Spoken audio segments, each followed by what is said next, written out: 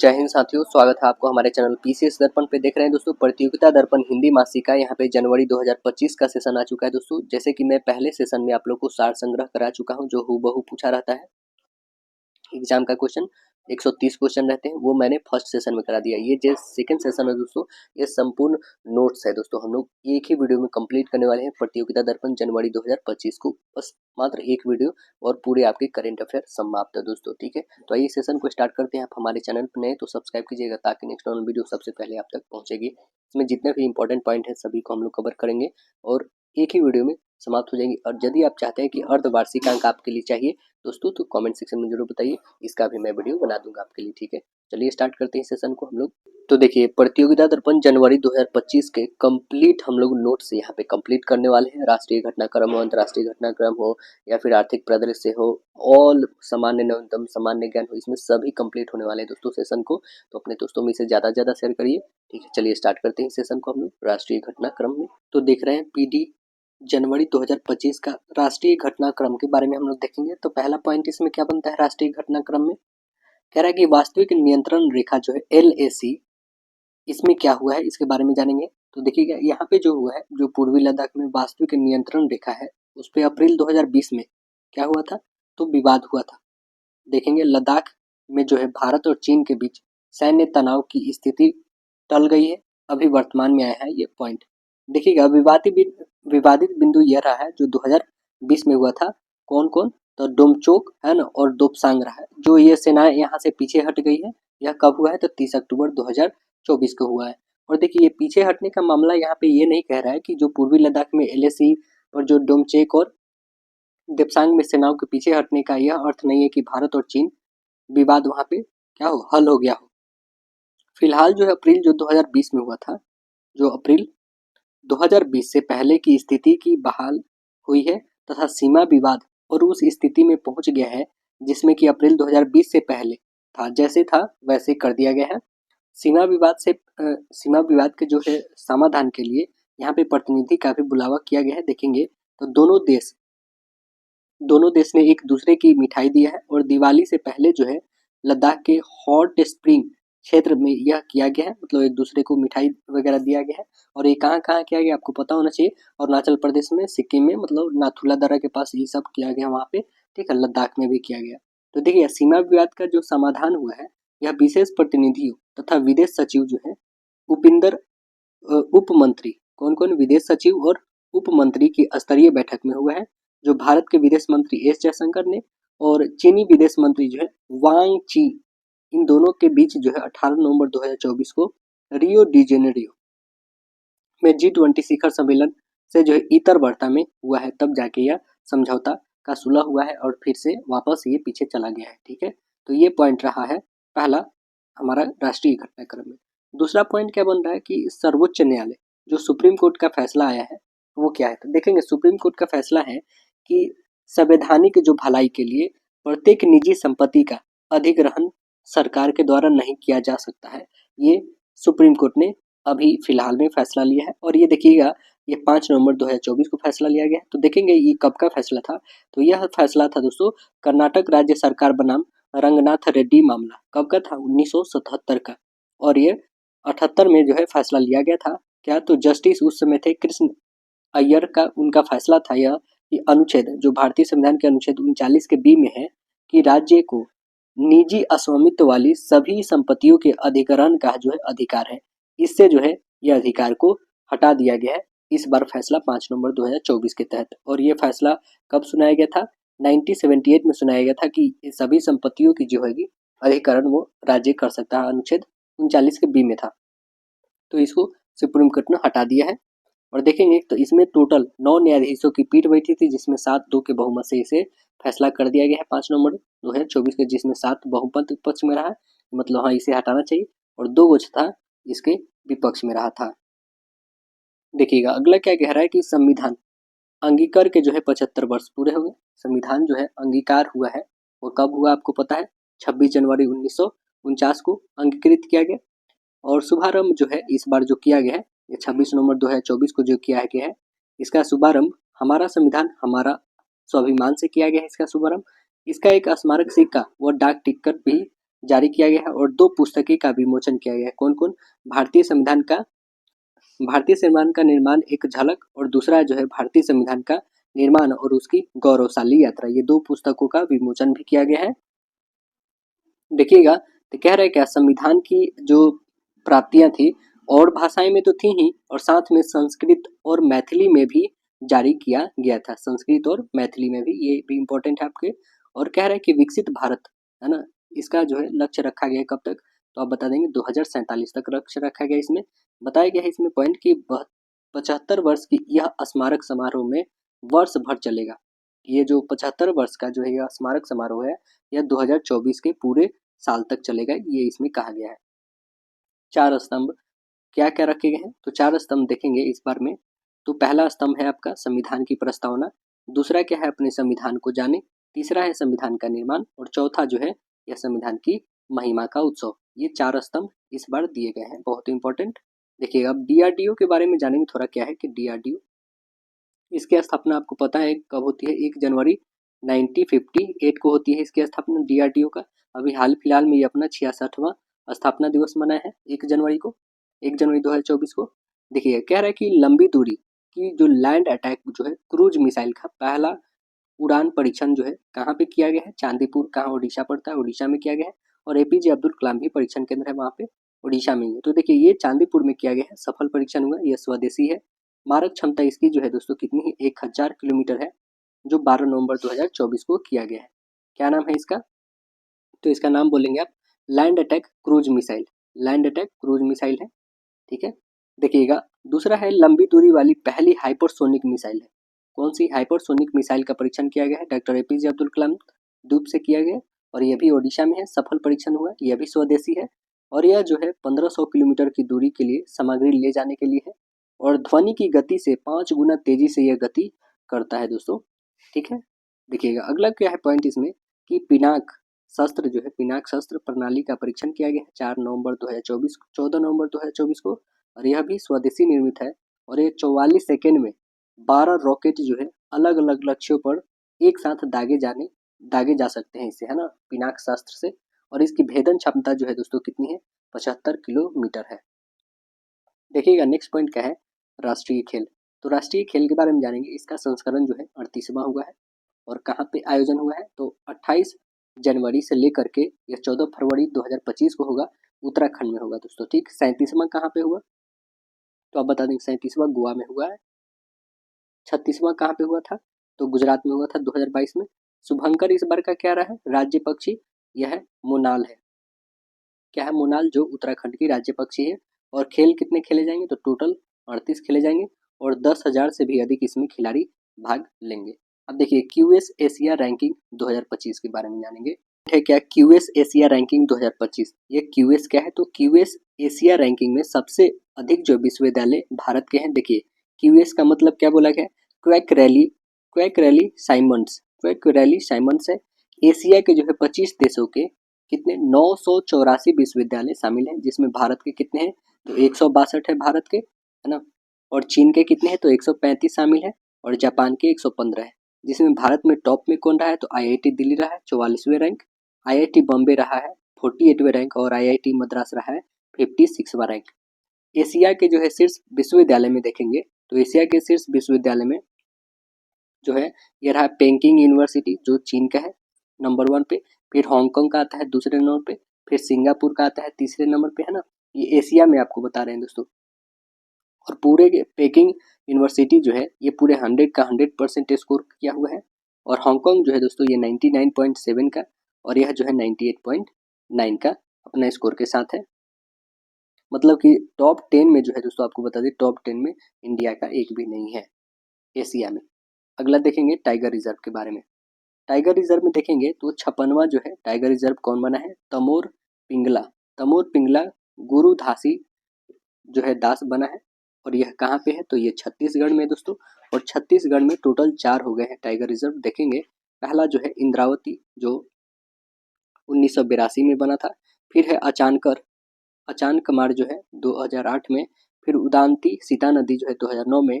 और लास्ट अभी जो बना है गुरु घासीदास तमोर पिंगलई 2024 में बना है। ये चौथा टाइगर रिजर्व बन गया है छत्तीसगढ़ में। देखिएगा सबसे ज़्यादा टाइगर रिजर्व जो है किस राज्य में है, तो आप बता देंगे टाइगर रिजर्व जो है मध्य प्रदेश में है। और देश के सबसे ज़्यादा बाघ जो है 260 वो कहाँ पे है, वो कौन से टाइगर रिजर्व में है, उत्तराखंड के जिम कॉर्बेट नेशनल पार्क में सबसे ज़्यादा है।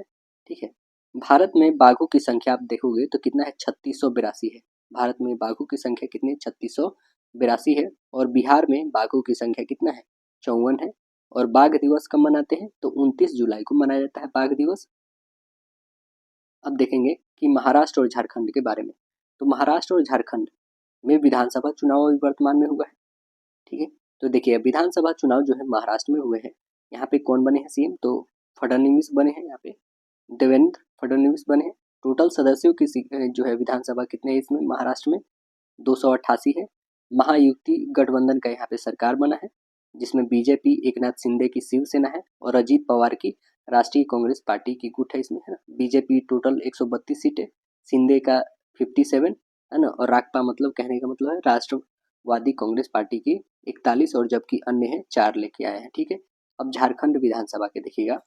तो झारखंड विधानसभा में आप देखेंगे तो यहाँ पे सीएम हेमंत सोरेन ही बने, फिर से चौथी बार मुख्यमंत्री बने झारखंड के। टोटल सदस्य जो है 81 यहाँ पे।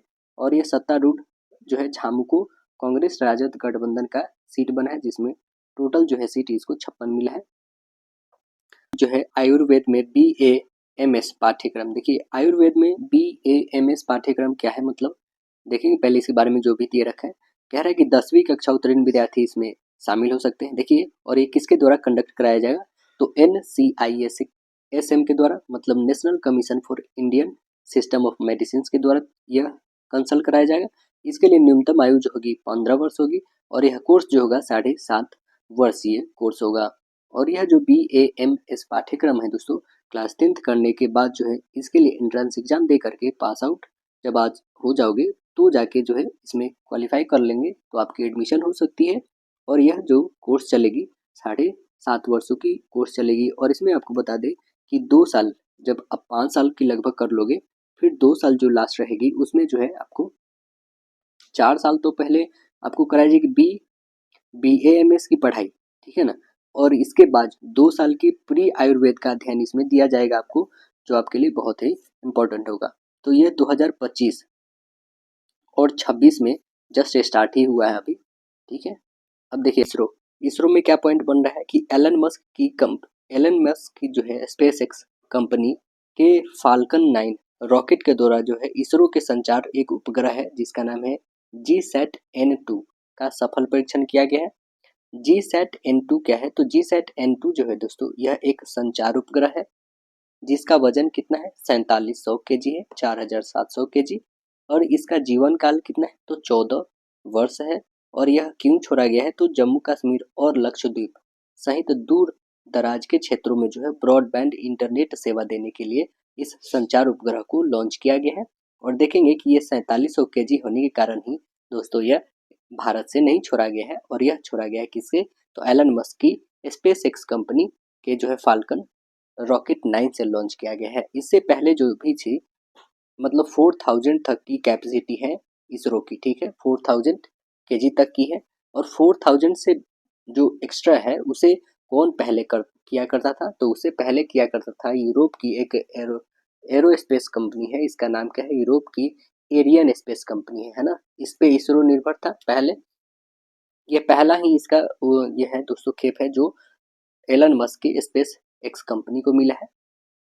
इससे पहले कौन करता था, तो एरियन स्पेस के द्वारा करता था, जो एरियन रॉकेट की जो है उड़ान फ्रेंच गुयाना के कैरू से किया जाता था, है ना। नेक्स्ट देखिएगा, तो नेक्स्ट पॉइंट बनता है क्या, अंतर्राष्ट्रीय फिल्म महोत्सव। अंतर्राष्ट्रीय फिल्म महोत्सव में आप देखेंगे क्या, इसमें यह संस्करण कौन सा होता है, अंतर्राष्ट्रीय फिल्म महोत्सव का संस्करण है 55वां। ठीक है, और ये होता कहाँ पे है, तो यह गोवा में होता है, भारत में। लगातार जो है 21वां वर्ष कहाँ पे हुआ है, तो गोवा में हुआ है। और देखेंगे आप, भारत के गोवा में हुआ है। और 75 देशों की लगभग जो है 200 से अधिक फिल्मों का इसमें प्रदर्शन किया गया है। यह लगभग 9 दिनों तक यह कार्यक्रम चला है। महोत्सव का उद्घाटन जो है फिल्म कौन था, महोत्सव के उद्घाटन फिल्म कौन था, बहुत इंपॉर्टेंट है, तो इसका नाम था बैटरमैन, है ना। निदेशक कौन है इसका, तो माइकल ग्रेसी है। कौन है निदेशक, माइकल ग्रेसी है। देखिए नेक्स्ट पॉइंट क्या है कि महोत्सव के समापन फिल्म कौन था, तो बताएंगे ड्राई सीजन, जिसके निर्देशक कौन है, बोहदान असलामा है, जो कहाँ के हैं, चेक गणराज्य के हैं। देखिए फोकस कंट्री कौन थी, तो ऑस्ट्रेलिया है। फोकस कंट्री बहुत बार पूछता है दोस्तों क्वेश्चन में, तो फोकस कंट्री कौन है, ऑस्ट्रेलिया है, ठीक है। अब देखिए महोत्सव का थीम क्या था, है ना, अंतर्राष्ट्रीय फिल्म महोत्सव का थीम क्या था, तो थीम बताएंगे युवा फिल्म निर्माता भविष्य अब है, युवा फिल्म निर्माता भविष्य अब है। देखिए नेक्स्ट पॉइंट क्या है कि अंतर्राष्ट्रीय ज्यूरी के अध्यक्ष कौन है, तो आशुतोष जो है गुरा गोवारिकर है, जो कहाँ के हैं, तो इंडिया के हैं, एक अभिनेता भी है और डायरेक्टर भी है ये आशुतोष गोवारिकर। देखिएगा फिल्म पुरस्कार के साथ दी जाने वाली ट्रॉफी कौन कौन है, तो स्वर्ण है और दूसरा है रजत मयूर, स्वर्ण मयूर और रजत मयूर। देखिएगा सर्वश्रेष्ठ फिल्म कौन है, जो स्वर्ण मयूर जीता है, इसका नाम है टॉक्सिक। कौन सी मूवी है, तो आप बता देंगे इसका टॉक्सिक है, जिसके निर्देशक कौन है, तो आप बताएंगे साउले ब्ल्यूवेट, जो कहाँ के हैं, लिथुआनिया के हैं, कहाँ के हैं, लिथुआनिया के है ये मूवी, जिसका नाम है टॉक्सिक। देखिएगा सर्वश्रेष्ठ निर्देशक यानी डायरेक्टर कौन है, जो रजत मयूर जीते हैं, इनका नाम है बोगदान मुरेसुन, बोगदान मेरुसनु, जो है कहाँ के, रोमानिया के हैं, और फिल्म इनकी जो है the new year that never came के लिए जो है नेवर केम जो निर्देशित किए हैं, इसके कारण जो है इनको बोगदान मुरेसुन को सर्वश्रेष्ठ निर्देशक का रजत मयूर मिला है। सर्वश्रेष्ठ अभिनेता का पदक किसे मिला है, तो बता देंगे क्लेमेंट फेव रिवू को मिला है, क्लेमेंट फेव रिवू जो कहाँ के हैं, फ्रांस के हैं। इनकी फिल्म कौन सी है, तो होली काऊ, कौन सी है, होली काऊ है। देखिए सर्वश्रेष्ठ अभिनेत्री कौन है, तो आप बताएंगे वेस्टा माटुलीटे, वेस्टा माटुलीटे और ईवा रुपे रुपे काइटे, ये दो व्यक्तियों को मिला है, दो लेडीज को मिला है, क्योंकि अभिनेत्री हैं और दोनों को संयुक्त रूप से मिला है, और इनकी फिल्म जो है टॉक्सिक के लिए दिया गया है दोनों को। अब देखिएगा Indian film personality of year, Indian film personality of the year किनको मिला है, विक्रांत मेसी को मिला है। सिनेमा में जीवन पर्यंत योगदान हेतु सत्यजीत रे पुरस्कार, बहुत इंपॉर्टेंट है ये दोस्तों, है ना, सिनेमा जगत में जीवन पर्यंत योगदान हेतु सत्यजीत राय पुरस्कार किनको मिला है, फिलिप नॉयस को मिला है, जो कहाँ के हैं, ऑस्ट्रेलिया के हैं, फिलिप नॉयस ऑस्ट्रेलिया के। Best dub director of India feature film किनको मिला है, तो नवज्योति बांदी जो है नाडेरकर को मिला है, जो मराठी फिल्म के लिए दिया गया है। मराठी मूवी का क्या नाम है, धराट गणपति, है ना। भारतीय फिल्म के सर्वोच्च नवोदित निर्देशक हैं कौन, तो नवज्योति बांदी तड़ाकर। देखिएगा आईसीएफटी यूनेस्को गांधी पदक किसको मिला है, क्रॉसिंग, किसको मिला है, क्रॉसिंग को, जिसके निदेशक कौन है, जो है लेबान आफीन है, जो कहाँ के हैं, स्वीडन के हैं, लेबान आफीन जो कहाँ के हैं, स्वीडन को है, इनको मिला है। अब आते हैं हम लोग अंतर्राष्ट्रीय घटनाक्रम के बारे में जानेंगे। प्रतियोगिता दर्पण दिसंबर 2025 के सेशन में, देखिएगा प्रतियोगिता दर्पण जनवरी 2025 के सेशन में दोस्तों, ठीक है। देखिएगा अमेरिका का जो राष्ट्रपति है यह 47वें क्रम के बने हैं। 47वें क्रम के कौन बने हैं दोस्तों, तो आप बता देंगे डोनाल्ड ट्रंप बने हैं, उनकी पार्टी का नाम है रिपब्लिकन पार्टी है ना। और शपथ ग्रहण जो होगी इनकी 20 जनवरी 2025 को होगी। कुल सदस्य की कितने हैं, तो 50 राज्यों में दोस्तों इनको कितना मिला है, 538 सीटें मिला है इनको, कुल कितने, तो आप बता देंगे कि 50 राज्यों में कितने, 538 इनको सदस्य मिले हैं, ठीक है। ट्रंप जो है 31 राज्य में 312 सदस्यता का हासिल करके जो है यह जीत पाए हैं। पीएम मोदी का विदेश यात्रा के बारे में हम लोग जानेंगे। यहाँ पे कौन बन गए हैं अभी, आपको तो पता है अमेरिका में, इससे पहले कौन थे, 46वां पूछे तो कमेंट सेक्शन में बताइए 46 में जो है राष्ट्रपति कौन थे अमेरिका के, और कमेंट में ये भी बताएं कि 45वां भी कौन थे, कौन दोस्तों, तो 46वां से पहले तो यही थे, डोनाल्ड ट्रंप थे, ठीक है। तो आइए जानते हैं हम लोग अब प्रधानमंत्री मोदी की विदेश यात्रा के बारे में। देखेंगे नाइजीरिया का, पहले नाइजीरिया के बारे में जानते हैं। ये नाइजीरिया गए थे और नाइजीरिया की राजधानी जो है अबूजा है, और यहाँ के राष्ट्रपति जो है इनका नाम है बोला अहमद टिनुबू, क्या नाम है, बोला अहमद टिनुबू। इनको जो है grand commander of the order of the niger पुरस्कार से सम्मानित किया गया, किनको, तो नरेंद्र मोदी जी को सम्मानित किया गया, और यह राष्ट्रपति सम्मानित किए हैं जो नाइजीरिया के राष्ट्रपति हैं। प्रधानमंत्री को यह मिला है पुरस्कार, और यह जो है नाइजीरिया का दूसरा सबसे बड़ा नागरिक सम्मान है, grand command of the order of the niger, है ना। यह नाइजीरिया की ओर से यह पुरस्कार केवल एक विदेशी हस्ती जो ब्रिटेन के दिवंगत महारानी है एलिजाबेथ द्वितीय को मिला था, कब 1969 में दिया गया था। और दूसरे व्यक्ति कौन है, तो प्रधानमंत्री मोदी को मिला है। अब देखें ब्राजील गए हैं, तो ब्राजील यहाँ पे गए हैं दोस्तों, ब्राजील की राजधानी है ब्रासिलिया, और 19वें शिखर सम्मेलन में भाग लेने के लिए वहाँ पे गए। देखेंगे यहाँ के राष्ट्रपति कौन है, तो लुइस इनासियो लूला डी सिल्वा है। और यहाँ जो है ट्राइका में उन्होंने भाग लिया है। ट्राइका क्या होता है, तो यह ब्रिक्स का बैठक होती है जिसमें पहले के अध्यक्ष, फिर बाद के अध्यक्ष, ठीक है, मतलब नेक्स्ट आगामी का, आज जो वर्तमान में, इसी तीनों का जो है सम्मेलन को है ट्राइका कहा जाता है, ठीक है। मौजूदा अध्यक्ष जो वर्तमान में है, पूर्व अध्यक्ष जो पहले के, आगामी मतलब होने वाला, ये कहाँ पे हुआ, रियो डी जेनेरियो में हुआ है। अब देखेंगे तो आपको पता है कि ब्रिक्स कहाँ पे हुआ है दोस्तों, कजान में हुआ है। कजान कहाँ पे, रूस में हुआ है, ठीक है। इससे पहले कहाँ पे, तो इंडिया में हुआ था, कहाँ पे, दिल्ली में हुआ था। अब जो आगे होने वाला वो कहाँ पे, ब्राजील में होने वाला है, इसलिए ये तीनों देशों का एक साथ यह ट्राइका हुआ है। अब देखेंगे गुयाना के बारे में जानेंगे कि गुयाना भी वो गए थे नरेंद्र मोदी। देखिए तो गुयाना की राजधानी क्या है, जॉर्ज टाउन है। गुयाना के राष्ट्रपति कौन है वर्तमान में, डॉक्टर मोहम्मद इरफान अली है। और इनको जॉर्ज टाउन शहर की चाबी दिया गया था, है ना, किनको, तो नरेंद्र मोदी जी को मिला था जॉर्ज टाउन की चाबी। देखिएगा India CARICOM summit, India CARICOM summit जो है यहाँ पे आप देखेंगे तो यह न्यूयॉर्क में सबसे पहली बार हुआ था, कब, 2019 में। दूसरा जो हुआ है गुयाना 2024 में। तीसरा जो होगा भारत में अभी तक डेट प्रस्तावित नहीं है। अब देखेंगे इसमें जो है आपको कि गुयाना जो है एक पुरस्कार दिया है, the order of excellence. The order of excellence जो है गुयाना का सर्वोच्च राष्ट्रीय पुरस्कार है, जो किनको मिला है, नरेंद्र मोदी को मिला है। जितने भी पुरस्कार मिले हैं मोदी को, बहुत इंपॉर्टेंट है, उसे आप लिख के से जरूर याद करते रहें। नेक्स्ट देखेंगे डोमिनिका, है ना। तो डोमिनिका के बारे में जानेंगे।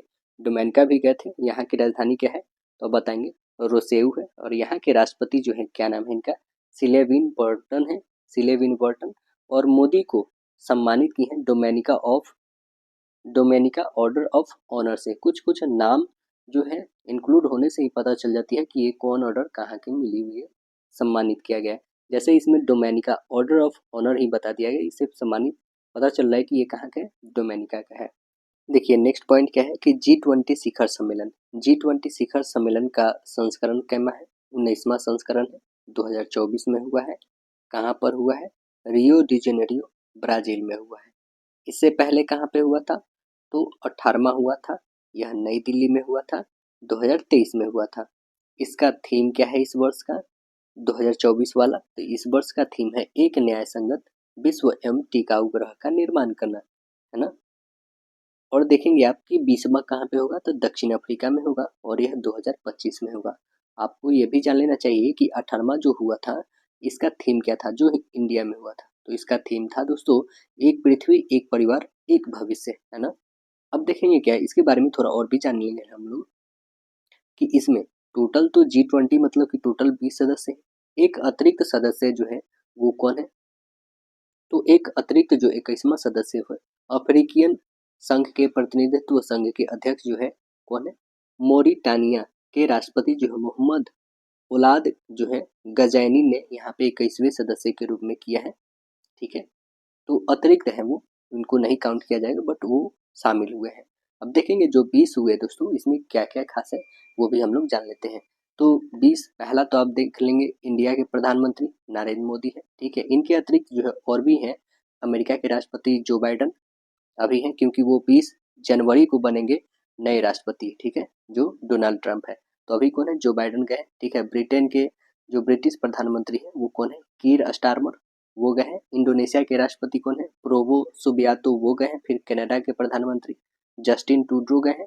तुर्की के राष्ट्रपति कौन है, तो आप बता देंगे रेसेप तोयन एर्दोगन गए हैं, ठीक है। दक्षिण कोरिया के राष्ट्रपति यून सुक सियोल गए हैं। और अर्जेंटीना के राष्ट्रपति जेवियर मिलेई, जो वर्तमान में, ये जितने भी मैं नाम ले रहा हूँ सभी वर्तमान में है अभी। ऑस्ट्रेलिया के प्रधानमंत्री एंथनी अल्बानीज गए हैं। फ्रांस के राष्ट्रपति सैमुअल मैक्रोन, है ना। और चीन के राष्ट्रपति शी जिनपिंग गए हैं, जर्मन चांसलर ओलाफ सोल्ज, और मैक्सिको के राष्ट्रपति जो है क्लाउडिया सिनबाम, ठीक है। और इटली के प्रधानमंत्री जॉर्जिया मेलोनी, और जापान के प्रधानमंत्री सेगेरू इसीबा, और सऊदी अरब के विदेश मंत्री फैजल बिन फरमान अल सौद गए हैं, और दक्षिण अफ्रीका के राष्ट्रपति साइरिल रामाफोस, है ना। और इसमें सभी लोग जो है दोस्तों रियो डी जेनेरो में पहुंच के ब्राजील के G20 में भाग लिए हैं। बट एक व्यक्ति कौन नहीं आया है दोस्तों, तो आप बता देंगे, रूस के जो है राष्ट्रपति व्लादिमीर पुतिन नहीं आए। क्यों? तो यूक्रेन जो मुद्दे चल रहा है, यूक्रेन युद्ध, इसी कारण जो है वो व्यक्तिगत रूप से न आए हैं। बट वो नहीं आए हैं तो रूस का प्रतिनिधित्व किए हैं उनके विदेश मंत्री, जिनका नाम है सरगेई लावरोवे, किए हैं, ठीक है। देखेंगे नेक्स्ट पॉइंट हम लोग का जो बनता है, यह जर्मन चांसलर का भारत आगमन। देखिए वो भारत क्यों आए हैं, जर्मन चांसलर जो है उनका भारत आगमन आखिर हुआ क्यों है। और भी एक बात बताए दोस्तों, सबसे पहले G20 जो हुआ था वो कहाँ पे हुआ था और कब, तो 2008 में हुआ था, है ना। सबसे पहले जो हुआ था आपको वाशिंगटन DC, वो हुआ था अमेरिका में सबसे पहले, ठीक है। उसके बाद 2009 में लंदन में होता है, फिर 2009 में पिट्सबर्ग में होता है, फिर 2010 में कहाँ पे, कनाडा में, फिर 2010 में होता है आपका सियोल में, फिर 11 में वैसे फ्रांस, फिर जो है मैक्सिको, ऐसे सभी को बारी बारी चांस मिलते रहा। 2023 में जो है भारत को मिला था, ठीक है। अब देखेंगे जर्मन चांसलर का भारत यात्रा जो हुआ है, इसमें चांसलर कौन है, तो ओलाफ सोल्ज है। और भारत जर्मनी जो अंतर सरकारी परामर्श है, इसका 7वां संस्करण जो कहाँ पे हो रहा है, नई दिल्ली में हो रहा है। और बता दें एक और पॉइंट क्या है कि 18वें एशिया प्रशांत सम्मेलन जो कहाँ पे हुआ है, यह जो हुआ है होटल ताज में हुआ है, पैलेस में, होटल ताज पैलेस में, जो 18 साल के बाद इंडिया में यह किया गया है दोस्तों।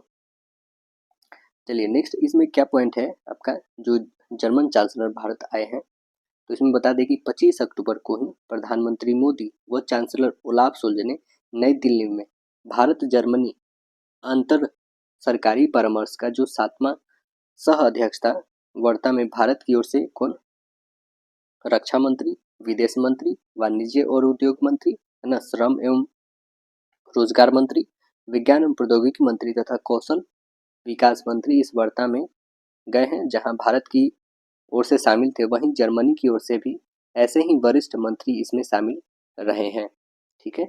नेक्स्ट देखेंगे आप C295 क्या है, तो C295 यह विमान का नाम है, और यह जो दोस्तों बनाया जा रहा है अपने देशों में, तो इसकी लागत आपको बता देंगे 56 विमानों का कितना है, 21,935 करोड़ है। और यह भारत की टाटा एडवांस सिस्टम लिमिटेड और साथ में कौन है, तो स्पेन की एयरबस मिलकर बनाएगा इसे, ठीक है। तो स्पेन के राष्ट्रपति कौन है, पेड्रो सांचेज है। देखिए दोनों देश के बीच जो है हस्ताक्षर कब हुआ था, तो 21 सितंबर को ही हो गया था, 2021 में ही हो गया था, सितंबर मंथ में 2021 के।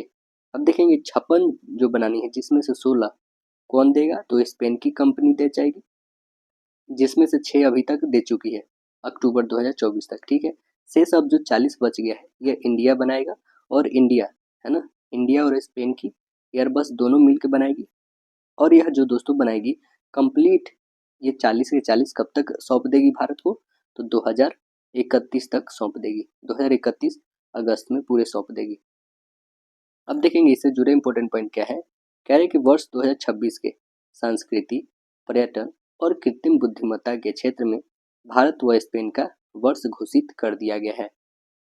देखिए नेक्स्ट पॉइंट क्या बन रहा है कि राष्ट्रमंडल क्या है, देखेंगे राष्ट्रमंडल राष्ट्रों के प्रमुख का सम्मेलन है।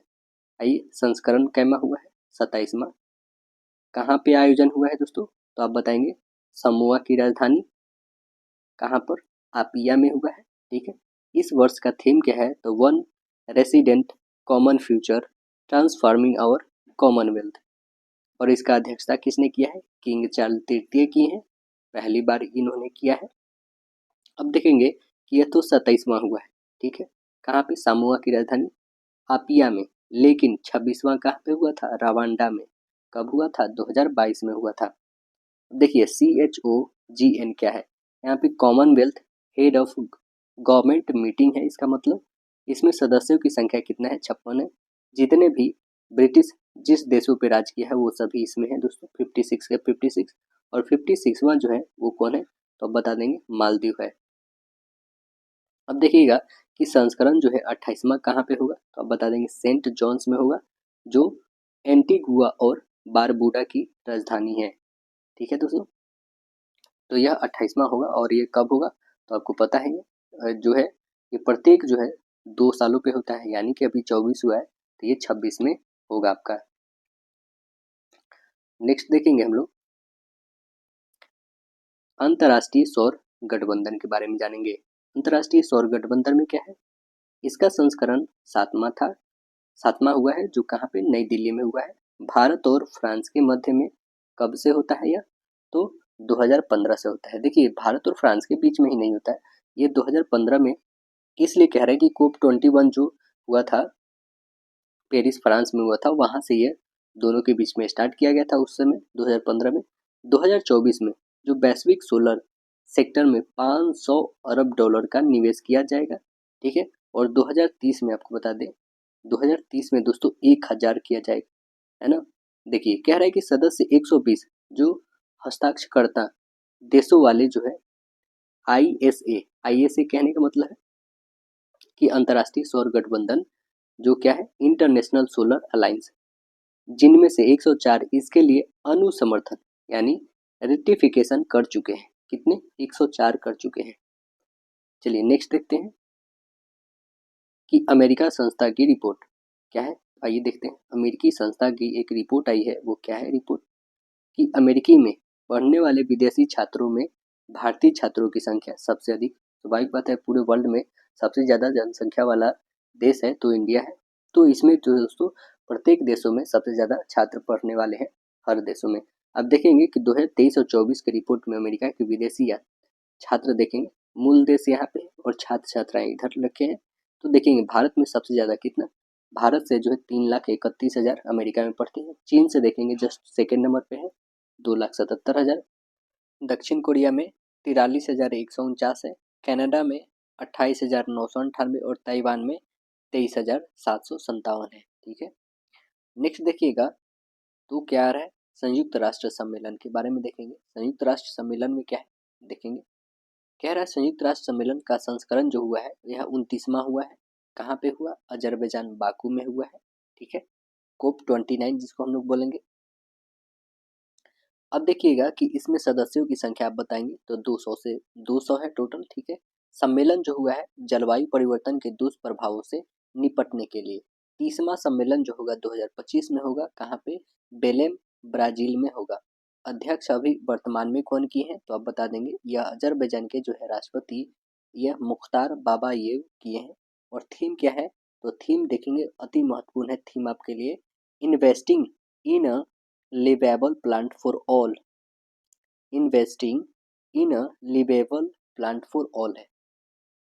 और इसमें बता दें भारत की तरफ से प्रतिनिधित्व कौन किया है दोस्तों, तो इंडिया की तरफ से प्रतिनिधित्व किए हैं 19 सदस्यीय जो है भारतीय प्रतिनिधिमंडल का नेतृत्व जो है केंद्रीय पर्यावरण एवं वन राज्य मंत्री कीर्ति वर्धन सिंह के द्वारा किया गया है ना।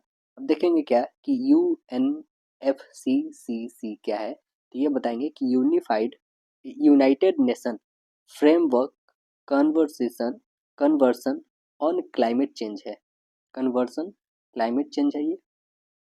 अब आइए नेक्स्ट जो हम देखेंगे इसमें, और एक और बात बता दीजिए दोस्तों, ये United nation framework conversion on climate change है, यह इसमें जो बात हुई है बता दें आपको, लंबे विचार विमर्श के साथ जो है विकसित विकासशील देश में जो बहस के बाद 2035 तक कितने 300 अरब डॉलर की जो है सालाना मदद का लक्ष्य COP29 में रखा गया है। और इसमें सबसे बड़ा जो फैसला लिया गया है इस सम्मेलन में, अपने संबोधन में जो संयुक्त राष्ट्र के जलवायु परिवर्तन कार्यकारी जो सचिव हैं जिनका नाम है साइमन स्टील, नाम है साइमन स्टील, है ना। इन्होंने क्या कहा है, इन्होंने अपने जलवायु परिवर्तन विश्व भर इस पे जोर दिया है क्या कि जलवायु परिवर्तन विश्व भर के लोगों की जो जिंदगियां पर असर डाल रहा है, लगातार बढ़ रहा है, अर्थव्यवस्थाओं को खतरे में डाल रहा है तथा अस्थिरता पैदा कर रहा है। इस संदर्भ में उन्होंने कहा है क्या कि जलवायु जो वित्तीय लक्षण है यह हासिल करने और कार्बन को जो है बाजारों पर कारा रुख अपनाने को आवश्यकता उन्होंने जताया है। कार्बन को जो है बाजारों पर बहुत ही कड़ा रुख अपनाने को बोला है उन्होंने। नेक्स्ट हम देखेंगे हम लोग क्या है, और COP20 जो 30वां होगा ये इम्पोर्टेंट है आपको कि बेलेम ब्राज़ील में होगा, ये याद रखेंगे।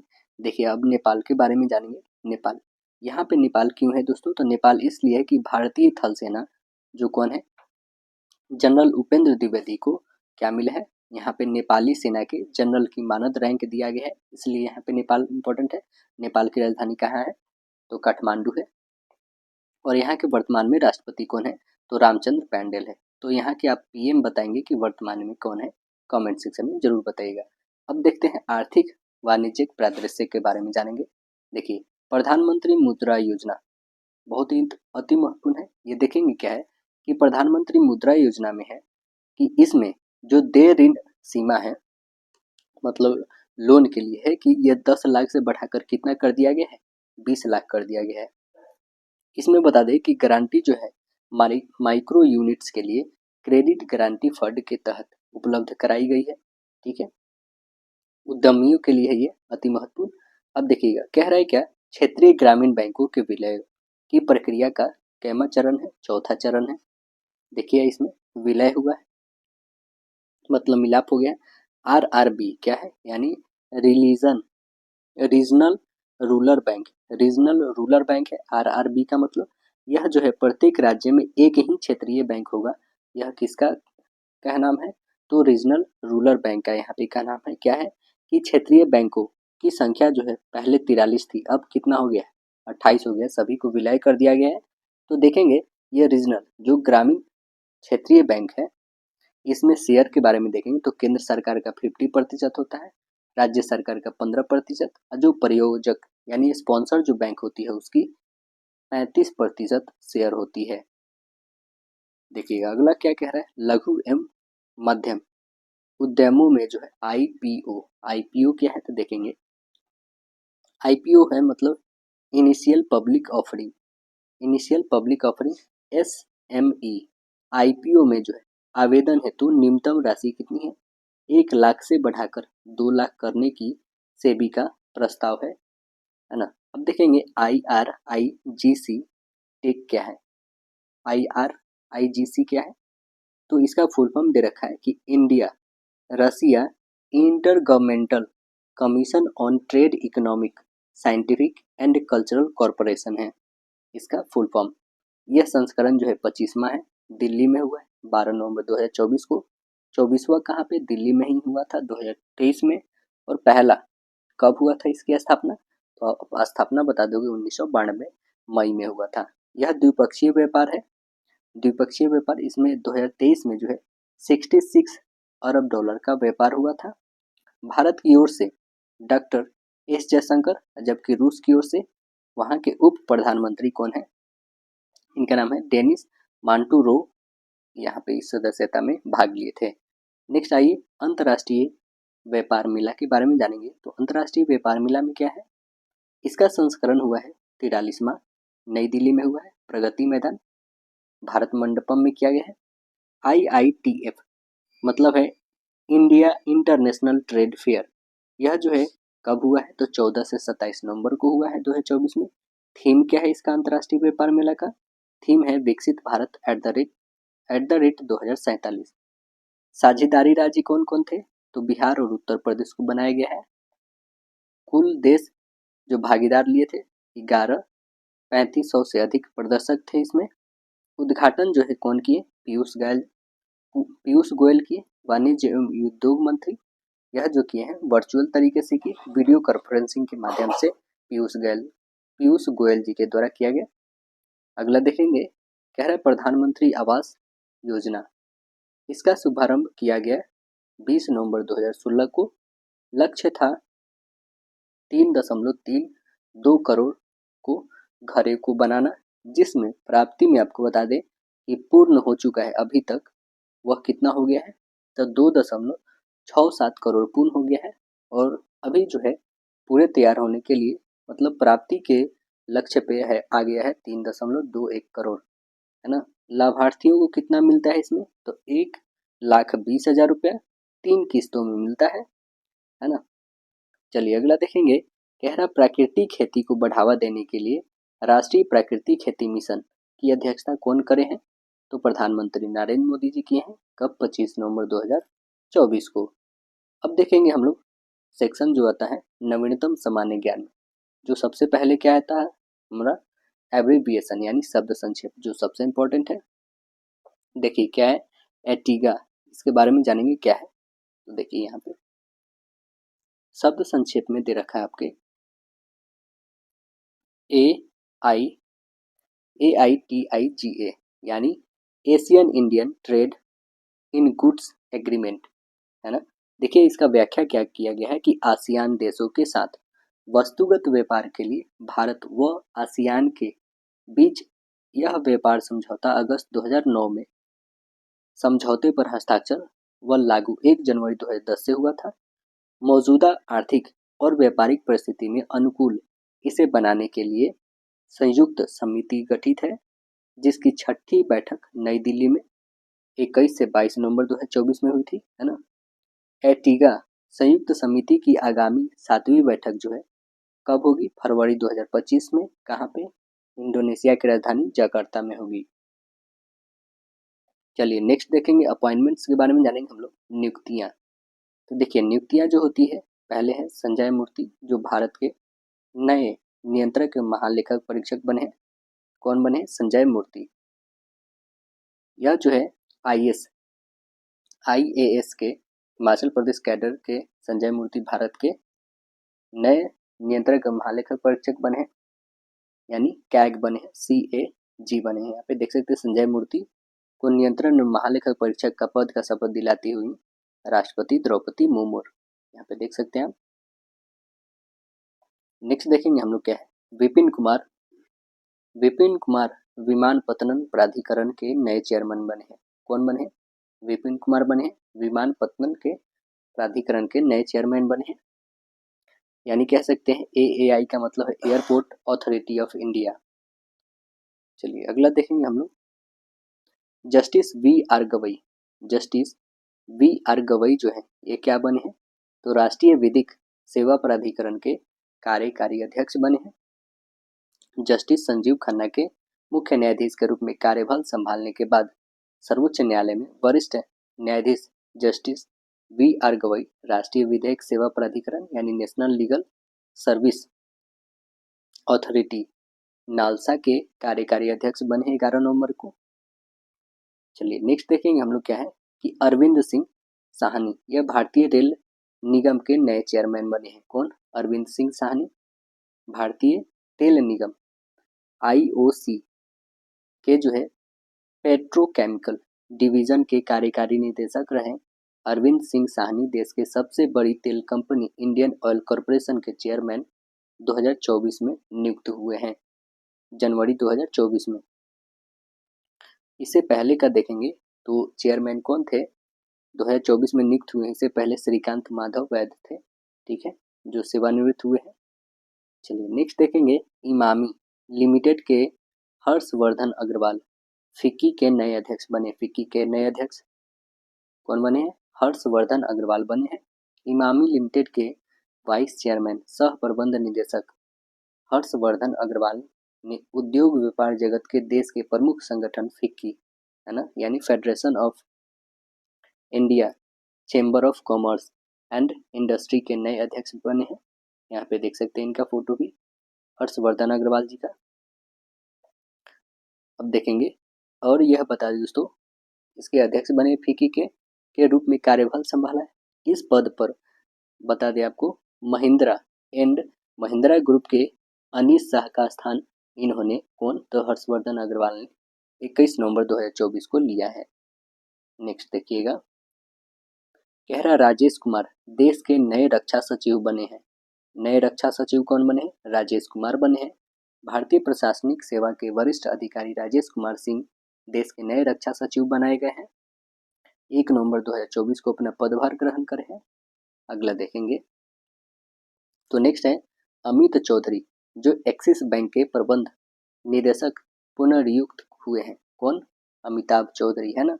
देखिए, निजी क्षेत्र के एक्सिस बैंक के प्रबंध निदेशक सह मुख्य कार्यकारी अधिकारी अमिताभ चौधरी 3 वर्ष के एक और कार्यकाल हेतु पुनर्नियुक्त प्रदान किए गए हैं, है ना। और बता दें, HDFC लाइफ इंश्योरेंस में 9 वर्ष तक सेवा देने के बाद जनवरी 2019 में वह एक्सिस बैंक में इस पद पर जो है रहे हैं, और इस पद पर 3 वर्ष का इनका नया कार्यकाल जनवरी 2025 से शुरू होगा। जिंदल स्टेनलेस के Abhyuday Jindal Indian chamber of commerce के नए अध्यक्ष बने। जिंदल स्टेनलेस लिमिटेड के प्रबंध निदेशक अभ्युदय जिंदल, कौन है? अभ्युदय जिंदल को उद्योग व्यापार जगत के संगठन इंडियन चैम्बर ऑफ कॉमर्स का अध्यक्ष 2024 में चुना गया है। जो अंबुजा नियोजित के पार्थिव विक्रम नियोजित को उपाध्यक्ष तथा श्याम जो है मेटेलिक्स के वाइस चेयरमैन सह MD और ब्रिजभूषण अग्रवाल को सीनियर वाइस प्रेसिडेंट संगठन की नई दिल्ली के नवंबर 2024 में संपन्न हुआ है। ठीक है, नेक्स्ट देखिएगा, कह रहा है प्रवीण राय मल्टी। प्रवीण राय मल्टी जो है कमोडिटी एक्सचेंज की नई प्रबंध निदेशक बनी है। नेशनल पेमेंट कॉरपोरेशन के संबंध में रही प्रवीणा राय को देश की मल्टी कमोडिटी एक्सचेंज MCX की मुख्य कार्यकारी अधिकारी CEO और MD नियुक्त किया गया है ना। 5 सालों के लिए नियुक्त किया गया है इनको। प्रवीणा राय को क्या बनी है ये? तो प्रवीणा राय बनी है कमोडिटी एक्सचेंज की नई प्रबंध निदेशक और MD और CEO। देखिए, ब्राजील के जो है, ब्राजील के इनका नाम है वाल्डेसी उर्किजा। वाल्डेसी उर्किजा इंटरपोल के नए प्रमुख बने हैं। कहाँ के हैं? तो ब्राजील के हैं, है ना। यह ब्राजील के पुलिस कमिश्नर वाल्डेजी उर्किजा विश्व के सबसे बड़े पुलिस संगठन कौन? इंटरपोल के नए महासचिव नवंबर 2024 में नियुक्त किए गए हैं। इंटरपोल के कौन बने हैं? तो अब बता देंगे, वाल्डेजी उर्किजा। चलिए अगला क्वेश्चन देखेंगे। तो आता है नेक्स्ट हम लोग का, वह है पुरस्कार एवं सम्मान के बारे में जानेंगे, अवार्ड। तो देखेंगे, डेनमार्क की जो है डेनमार्क की विक्टोरिया कजेर थैलविग को मिस यूनिवर्स 2024 का ताज मिला है। किनको मिला है? तो कजेर थेलविग को मिला है। कजेर थेलविग को मिला है। कहाँ के हैं? यह जो है डेनमार्क की है विक्टोरिया। देखिए, वर्ष 2024 की 73वां मिस यूनिवर्स प्रतियोगिता फाइनल दौर में मैक्सिको को 16 नवंबर 2024 को संपन्न हुआ। इस प्रतियोगिता का ताज जो है डेनमार्क की 21 वर्षीय विक्टोरिया करेज जो है थेलविग ने जीता है ना। पिछले वर्ष मिस यूनिवर्स निकारागुआ के जो है कौन है? सेनिस पैलासियोस ने इनको ताज पहनाया है, और इस प्रतियोगिता की ताज जीतने वाली डेनमार्क की पहली सुंदरी है ना। नाइजीरिया की जो है चिन्निमा एडेसिना के प्रथम उप विजेता और मैक्सिको की मारिया फर्नांडा जो है बेलेट्रॉन की द्वितीय उप विजेता इस प्रतियोगिता में घोषित हुई हैं। देखेंगे यहाँ पे जो विजेता घोषित हुई है। और इस प्रतियोगिता में बताए दोस्तों, भारत का प्रतिनिधित्व किसने किया है मिस इंडिया यूनिवर्स में 2024 में? तो अब बताएंगे, रिया सिंधा ने किया है। कौन किया है? रिया सिंधा ने। और शीर्ष 12 सुंदरियों में स्थान बनाने में भी सफलता इन्हों को नहीं मिला है। इस बार जो है मिस यूनिवर्स में कितने देशों ने भाग लिया था? तो टोटल 125 देशों की सुंदरिया ने भाग लिया था। यहाँ पे देख सकते हैं विक्टोरिया करेज थेलविग जो मिस यूनिवर्स 2024 की हैं। चलिए नेक्स्ट देखेंगे, वियतनाम की सुंदरी को मिस इंटरनेशनल 2024 का खिताब मिला है। जापान में टोक्यो में 12 नवंबर 2024 को संपन्न 2024 के जो है 62वां मिस इंटरनेशनल 2024 प्रतियोगिता का ताज वियतनाम की हुइन थी थाना थुई को जो है नाम पर रहा। वर्ष 2023 की मिस इंटरनेशनल इस प्रतियोगिता का जो है ताज वियतनाम की, इनका नाम है हुइन थी थाना थुई को जो है नाम पर रहा है। वर्ष 2023 में मिस इंटरनेशनल आंद्रिया रूबिया जो कहाँ की है? वेनेजुएला की, इन्होंने इनको ताज पहनाया है। बोलिविया की कैडिला रूका प्रथम उप विजेता रही हैं। स्पेन के अल्बा पेरिज पेरेज जो है द्वितीय विजेता रही हैं। 71 देशों की प्रतिभागियों ने इस प्रतियोगिता में भाग लिया था। प्रतियोगिता में भारत का प्रतिनिधित्व कौन किया था? तो मुंबई के रश्मि शिंदे की थी। मुंबई के कौन है? रश्मि शिंदे की थी। टोटल 71 देशों ने इसमें प्रतिभागियों ने भाग लिया था। नेक्स्ट देखिएगा, कह रहा ऑस्ट्रेलिया की जेसिका। कौन है? ऑस्ट्रेलिया की जेसिका लेन को मिस अर्थ 2024 का ताज मिला है। कौन है? जेसिका लेन को। ये देखते हैं, वर्ष 2024 की 24वीं मिस अर्थ प्रतियोगिता का आयोजन कहाँ पे? फिलीपींस में मनीला 9 नवंबर 2024 को हुआ। भारत सहित 76 देशों की प्रतिभागी ने वर्ष 2024 की इस प्रतियोगिता में भाग लिया है, जिसमें ऑस्ट्रेलिया की जो 22 वर्षीय जेसिका लेन ने इस प्रतियोगिता को जीता है। यहाँ पे देख सकते हैं जेसिका लेन मिस अर्थ 2024 का खिताब जीती हैं। नेक्स्ट देखेंगे और बता दें, इसमें जो है भारत की ओर से प्रतियोगिता में भारत का प्रतिनिधित्व मिस अर्थ इंडिया कौन की है? गौरी गोथांकर, जो कहाँ की है? मुंबई की है। देखिए, विजेताओं के नाम एक दृष्टि में हम लोग देखेंगे, तो आइए देखते हैं। मिस अर्थ कौन बनी है? जेसिका लेन। कहाँ की है? ऑस्ट्रेलिया की है। जेसिका लेन ऑस्ट्रेलिया के मिस अर्थ एयर जो है हराल्डस है ना, रोटिर बनी है, जो कहाँ की? आइसलैंड की है। मिस अर्थ वाटर बी मिलान विंडोसर की, जो कहाँ की? अमेरिका के। मिस अर्थ फायर नीवा एंटेजाना, जो कहाँ की? पेरू की है। अब आइए बुकर पुरस्कार 2024 के बारे में जानते हैं। तो बुकर पुरस्कार 2024 साहित्य के क्षेत्र में दिया जाता है ना। ब्रिटेन के प्रतिष्ठित बुकर पुरस्कार यह 2024 का वितरण लंदन में 12 नवंबर 2024 को हुआ है, जिसमें 50,000 पाउंड का यह पुरस्कार ब्रिटिश लेखिका समांथा हार्वे को उनके अंतरिक्ष जो है आधारित अंग्रेजी उपन्यास ऑर्बिटल के लिए दिया गया है। किसके लिए दिया गया? ऑर्बिटल के लिए। समांथा हार्वे पुरस्कार उपन्यास ऑर्बिटल के साथ यहाँ पे देख सकते हैं। यह जो है इन्होंने क्या बताया है कि इस उपन्यास में यह अंतरिक्ष यात्रियों के अंतर्राष्ट्रीय अंतरिक्ष स्टेशन पर बिताए गए एक दिन की कहानी है। उन्होंने अंतरिक्ष से धरती पर 16 बार सूर्योदय और सूर्यास्त देखा है। पुरस्कार के लिए जो है अल्प सूचीबद्ध होने के बाद यह ब्रिटेन में सबसे ज़्यादा बिकने वाली उपन्यास हो गया है।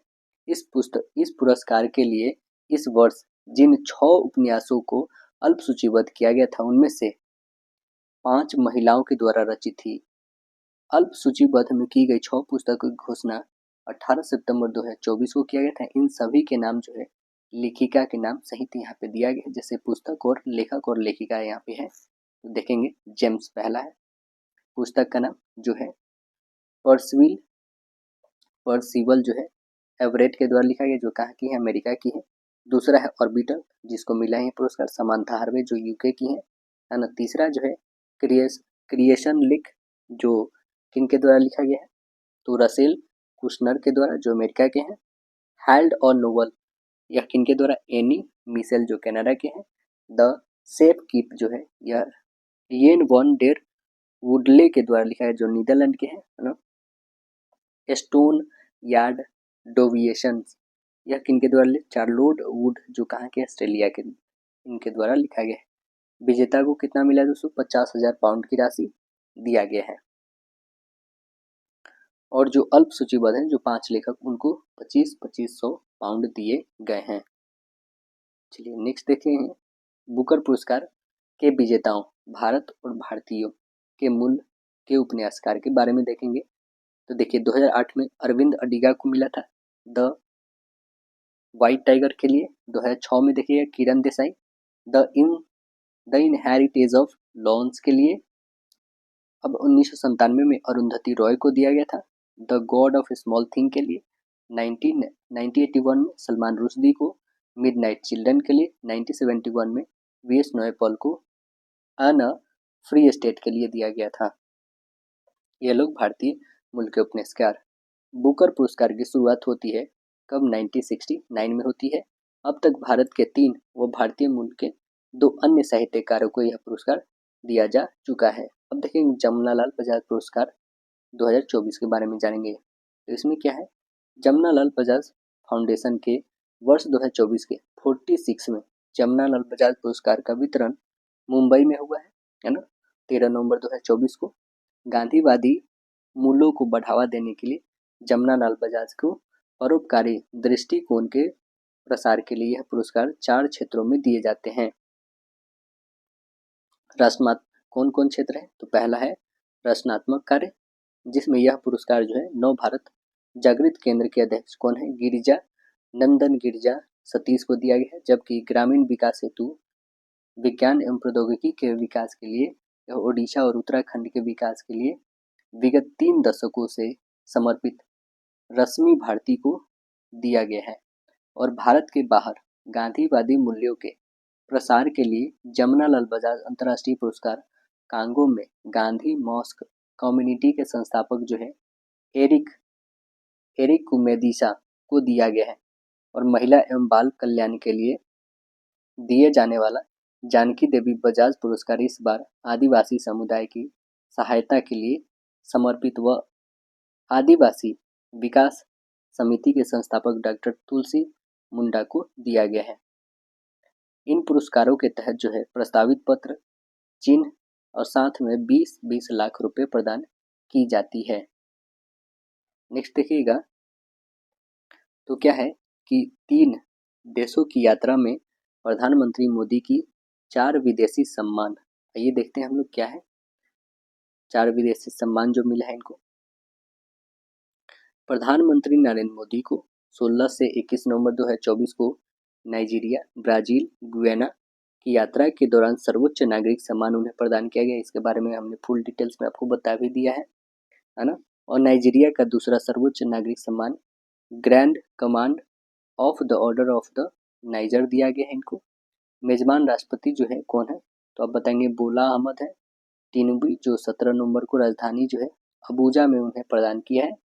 और मोदी से पहले केवल एक ही विदेशी हस्ती को मिला था, बताए हैं आप लोग को, महारानी एलिजाबेथ द्वितीय को मिला था। 1969 में पुरस्कार दिया गया था उनको।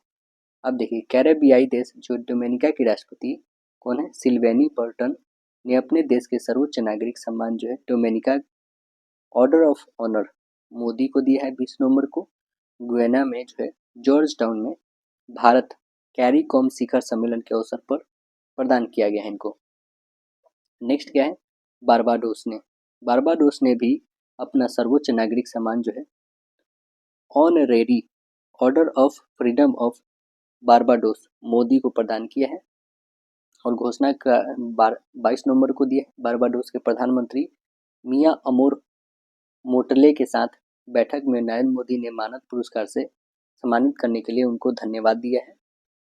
कैरेबियाई देश गुयाना ने अपना सर्वोच्च नागरिक सम्मान द ऑर्डर ऑफ एक्सीलेंस भी मोदी को 20 नवंबर 2024 को गुयाना यात्रा के दौरान स्टेट हाउस में जॉर्ज टाउन में प्रदान किया है। अब देखिएगा यहाँ पे क्या है, मोदी को पूर्व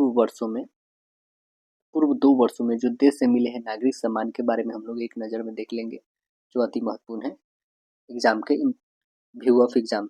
देखेंगे क्या है कि मोदी को पूर्व वर्षों में अन्य देशों से मिले नागरिक सम्मान। पहला क्या है, order of the saint Andrew, यह कहाँ से मिला है, रूस से 2019 में मिला था।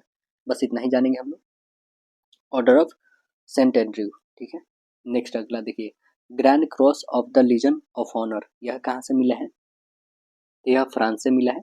कब मिला है, 2023 में मिला है। ऑर्डर ऑफ नील कहाँ से मिला है, मिस्र से मिला, 2023 में मिला है, वहाँ का सर्वोच्च नागरिक सम्मान है। अब देखिएगा, companion of the order of Logohu, यह कहाँ का है दोस्तों, यह पापुआ न्यू गिनी का है, यह भी 2023 में मिला है। अगला देखेंगे तो companion of the order of Fiji, यह 2023 में दिया गया है, यह भी फिजी का सर्वोच्च सम्मान है वहाँ का। देखिएगा रिपब्लिक ऑफ पलाऊ का जो है एबाकल अवार्ड, यह एबाकल अवार्ड फिजी का ही है, 2023 में दिया गया है। Order of the Duke Gyalpo, यह जो है भूटान का है ना, इसका भी सर्वोच्च सम्मान है वहाँ का। Legion of merit, legion of merit जो है यह अमेरिका का है, 2020 में दिया गया था। यह अमेरिकी सैन्य बलों का सर्वोच्च सम्मान है जो मोदी को दिसंबर 2020 में दिया गया था, है ना। अब देखिए, King Hamad order of the Renaissance, King Hamad order of the Renaissance, यह मिला है बहरीन का है और प्रधानमंत्री मोदी को 2019 में मिला था the king Hamad order of the renaissance. और यहाँ के जो है सर्वोच्च नागरिक सम्मान है बहरीन का। बहरीन की राजधानी मनामा है। Order of the distinguished, order of the distinguished rule of Nishan Izzuddin, यह मालदीव का है, 2019 में मिला था, वहाँ का भी सर्वोच्च नागरिक सम्मान है यह। Order of the Zayed, order of the Zayed जो है यह सऊदी अरब अमीरात का है, 2019 में मिला था और यहाँ का भी यह सर्वोच्च नागरिक सम्मान है यूएई का। देखिए, grand grand collar of the state of Palestine, यह कहाँ का है, तो यह विदेशी जो गणमान्य व्यक्ति दिए जाने वाला फिलिस्तीन का सर्वोच्च सम्मान प्रधानमंत्री मोदी को 2018 में दिया गया था जब वो यात्रा पे गए थे उस समय। अगला देखेंगे, state of Ghazi, state of Ghazi Amir Amanullah Khan, यह अफगानिस्तान के द्वारा 2016 में दिया गया था और यह भी सर्वोच्च नागरिक सम्मान है। Order of the king Abdullah Aziz Al Saud, यह जो है सऊदी अरब के द्वारा दिया गया था प्रधानमंत्री मोदी को 2016 में और यहाँ का भी यह सर्वोच्च नागरिक सम्मान है। देखिए, भारतीय स्टेट बैंक को भारत का सर्वश्रेष्ठ बैंक का पुरस्कार मिला है। यह अमेरिका का ग्लोबल फाइनेंस पत्रिका ने भारतीय स्टेट बैंक को वर्ष 2024 के लिए भारत में सर्वोच्च मतलब सर्वश्रेष्ठ बैंक यानी best bank in India for 2024 के लिए 26 अक्टूबर 2024 को पुरस्कृत किया है। पत्रिका के द्वारा सर्वश्रेष्ठ बैंकों के लिए अपने 31 वर्षीय पुरस्कारों के तहत वाशिंगटन में प्रदान किया गया है।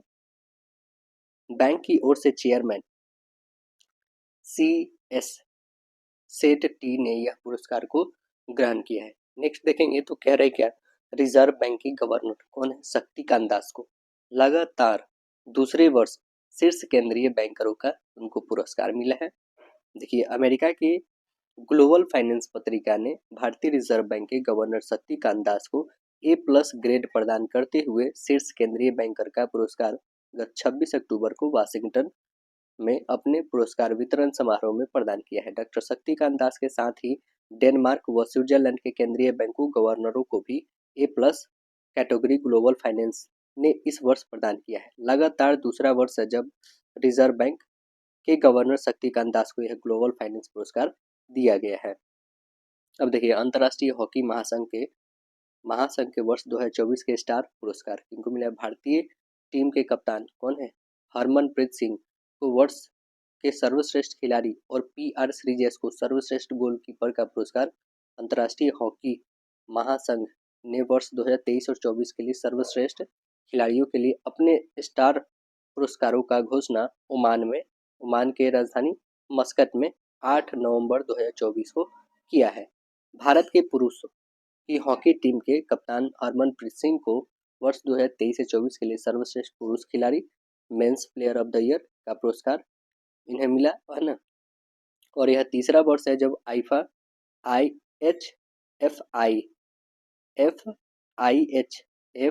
FIH का यह पुरस्कार यहाँ पे देख रहे हैं जैसे ट्रॉफी के साथ हरमनप्रीत सिंह और PR श्रीजेश दोनों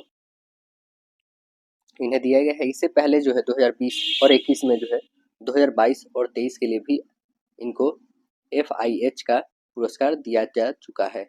भारत की पुरुषों की हॉकी टीम के गोलकीपर PR श्रीजेश को 2023-24 के सर्वश्रेष्ठ गोलकीपर का पुरस्कार इन पुरस्कारों के तहत दिया गया है। देखिए, FIH वर्ष 2023 से 24 के पुरस्कारों की सूची यहाँ पे है, पुरुष वर्ग का देखेंगे। देखिए, कह रहे हैं क्या, वर्ष के सर्वश्रेष्ठ खिलाड़ी प्लेयर ऑफ द ईयर कौन है, हरमनप्रीत सिंह भारत के हैं। वर्ष के सर्वश्रेष्ठ गोलकीपर PR श्रीजेश है, भारत के ही हैं। वर्ष के उभरते सितारे कौन है, सुफियान खान कहाँ के हैं, यह पाकिस्तान के हैं। वर्ष के सर्वश्रेष्ठ कोच कौन है, तो जीरोन डेलमी है, कहाँ के, नीदरलैंड के हैं। वर्ष के सर्वश्रेष्ठ एम्पायर कौन है, तो वर्ष के सर्वश्रेष्ठ एम्पायर जो है स्टीव रोजर्स है, जो कहाँ के, ऑस्ट्रेलिया के। अब महिला वर्ग में देखेंगे, महिला वर्ग में सर्वश्रेष्ठ खिलाड़ी कौन है? ये बी जैनसन है जो कहाँ की, नीदरलैंड की है। सर्वश्रेष्ठ गोलकीपर कौन है? ये जियाओ है जो चीन की है। और वर्ष की उभरती स्टार कौन है? Rising star of the year तो जो डियाज है जो अर्जेंटीना की है। और सर्वश्रेष्ठ कोच कौन है महिला में? तो एलिसन नान है जो कहाँ की, चीन की है। और सर्वश्रेष्ठ अंपायर कौन है? सारा विल्सन है जो स्कॉटलैंड की है। अब देखेंगे फ्रांसीसी फुटबॉल पत्रिका का जो है बैलन डी ओर अन्य संबंधित पुरस्कार 2024। देखिए 2023 से 24 में निष्पादन के आधार पर फ्रांस फुटबॉल पत्रिका के द्वारा प्रतिष्ठित बैलन डी ओर और अन्य संबंधित पुरस्कारों का वितरण 29 अक्टूबर 2024 को किया गया। और यह पुरस्कार 1 अगस्त 2023 को 31 जुलाई 2024 के दौरान खिलाड़ी को प्रदर्शन के आधार पर अलग अलग जो निम्नलिखित खिलाड़ियों को प्रदान किया गया। जैसे बैलन डी ओर देखेंगे मैनचेस्टर सिटी के लिए खेलने वाले स्पेन के मिडफील्डर कौन है? रोड्रिगो हर्नांडेज कैस्केंडे, जिनको रॉड्री भी बोल सकते हैं, है ना। ये रॉड्री को दिया गया है वर्ष का सर्वश्रेष्ठ पुरुष फुटबॉलर का बैलन डी ओर पुरस्कार। रोड्रिगो हर्नांडेज ने पहली ही बार फुटबॉल का यह प्रतिष्ठित पुरस्कार जीता है। पिछले वर्ष यहाँ पे देख सकते हैं रोड्रिगो हर्नांडेज कैस्केंटे, रॉड्री जिनको शॉर्ट नाम बोला गया है, यह 2023 में अर्जेंटीना के लियोनेल मेसी ने पुरस्कार को जीता था, 8वीं बार जीता था। बैलन डी ओर फेमिनीन महिला फुटबॉलरों की वर्ष 2023 सर्वश्रेष्ठ फुटबॉलर बैलन डी ओर कौन जीती है? फेमिना पुरस्कार जो है किनको दिया गया है? देखिए तो इनका दिया गया है एताना बोनमाती को। किनको? एताना बोनमाती को दिया गया है। देखिए बार्सिलोना के लिए खेलने वाली स्पेन की एताना बोनमाती को दिया गया है। यह लगातार तीसरा वर्ष है जब एताना बोनमाती पुरस्कार को प्राप्त की है। अब देखिए सर्वश्रेष्ठ युवा फुटबॉलर के लिए कोपा ट्रॉफी में देखिए क्या है, तो 21 वर्ष से कम उम्र के सर्वश्रेष्ठ फुटबॉलर के लिए कोपा ट्रॉफी की शुरुआत फ्रांस फुटबॉल पत्रिका के द्वारा 2018 में शुरू किया गया था। और वर्ष 2023 से 24 के लिए ट्रॉफी जो है बार्सिलोना के लामिन यमाल को दिया गया है। किनको दिया गया है? लामिन यमाल को दिया गया है, लामिन यमाल। पिछले वर्ष 2023 के लिए ट्रॉफी इंग्लैंड के युवा खिलाड़ी जो है कौन है? जूड जो है बेलिंघम को दिया गया था। अब देखिए सर्वश्रेष्ठ गोलकीपर के लिए यासीन ट्रॉफी किस में दिया जाता है? तो देखेंगे कि गोलकीपर हॉकी में ही दिया जाता है। कह रहा है कि विश्व के सर्वश्रेष्ठ गोलकीपर के लिए यासीन ट्रॉफी की शुरुआत फ्रांस फुटबॉलर पत्रिका के द्वारा वर्ष 2019 में शुरू किया गया था।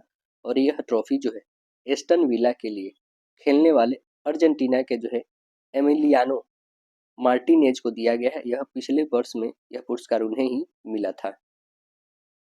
देखिए a striker of the year good Muller trophy किनको दिया? फ्रांस फुटबॉलर पत्रिका के द्वारा यह पुरस्कार 2021 में शुरू किया गया था।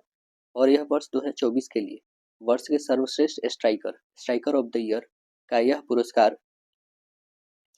पुरस्कार जो है इसको गुड मुलर ट्रॉफी इंग्लैंड के हैरी केन व फ्रांस के किलियन एम्बापे को संयुक्त रूप से दिया गया है। पिछले वर्ष जो है 2023 के लिए यह पुरस्कार मैनचेस्टर सिटी के लिए खेलने वाले नॉर्वे के एर्लिंगन हॉलैंड को दिया गया था। अब देखिए वर्ष के सर्वश्रेष्ठ क्लब पुरस्कार के बारे में। फ्रांस के फुटबॉल पत्रिका के द्वारा वर्ष 2021 में शुरू किया गया यह पुरस्कार सर्वश्रेष्ठ क्लब ऑफ द ईयर का पुरस्कार इस वर्ष 2024 में पुरुषों के क्लबों के मामले में स्पेन के रियल मैड्रिड को दिया गया है तथा महिला क्लबों के लिए स्पेन के ही बार्सिलोना क्लब को दिया गया है। दोनों स्पेन को ही मिला है, महिला और पुरुष में। देखिए शांति निशस्त्रीकरण एवं विकास हेतु इंदिरा गांधी अंतर्राष्ट्रीय पुरस्कार 2023। शांति निशस्त्रीकरण एवं विकास हेतु वर्ष 2023 का इंदिरा गांधी अंतर्राष्ट्रीय पुरस्कार अंतर्राष्ट्रीय पियानो वादक कौन है? डेनियल बरेनबोइम को शांति कार्यकर्ता, है ना। और अली अबू आवाद को संयुक्त रूप से यह प्रदान किया गया है। संगीत, वार्ता व लोगों की भागीदारी के जरिए इजराइल व फिलिस्तीन के बीच जो मित्रता को बढ़ावा देने के लिए उनके प्रयासों के लिए 2023 का यह पुरस्कार उन्हें प्रदान करने की घोषणा दिसंबर 2023 में किया गया था, है ना। और 25 लाख रुपए की पुरस्कार उन्हें अब दिवंगत प्रधानमंत्री श्री इंदिरा गांधी के जन्म दिवस पर 19 नवंबर 2024 को वर्चुअल कार्यक्रम में प्रदान किया गया है। पुरस्कृत पियानो वादक जो है, इनका नाम है बरेन बोइंग, मूलतः अर्जेंटीना के हैं, जबकि अबू अवाद कहाँ के, फिलिस्तीन के कार्यकर्ता हैं। अब जो नेक्स्ट टॉपिक आता है वो है निधन के बारे में देखेंगे। तो निधन में क्या है देखिए, विवेक देवराय के बारे में जानेंगे। पहले निधन में आता है विवेक देवराय, यह प्रधानमंत्री के आर्थिक सलाहकार, है ना, परिषद के अध्यक्ष व अर्थशास्त्री विवेक देवराय 69 वर्ष की उम्र में 1 नवंबर 2024 का निधन हो गया दिल्ली में। और 2015 में यह जो थे नीति आयोग के गठन के साथ ही उनका सदस्य बनाए गए थे। विवेक देवराय देख सकते हैं। नेक्स्ट देखेंगे रोहित बल।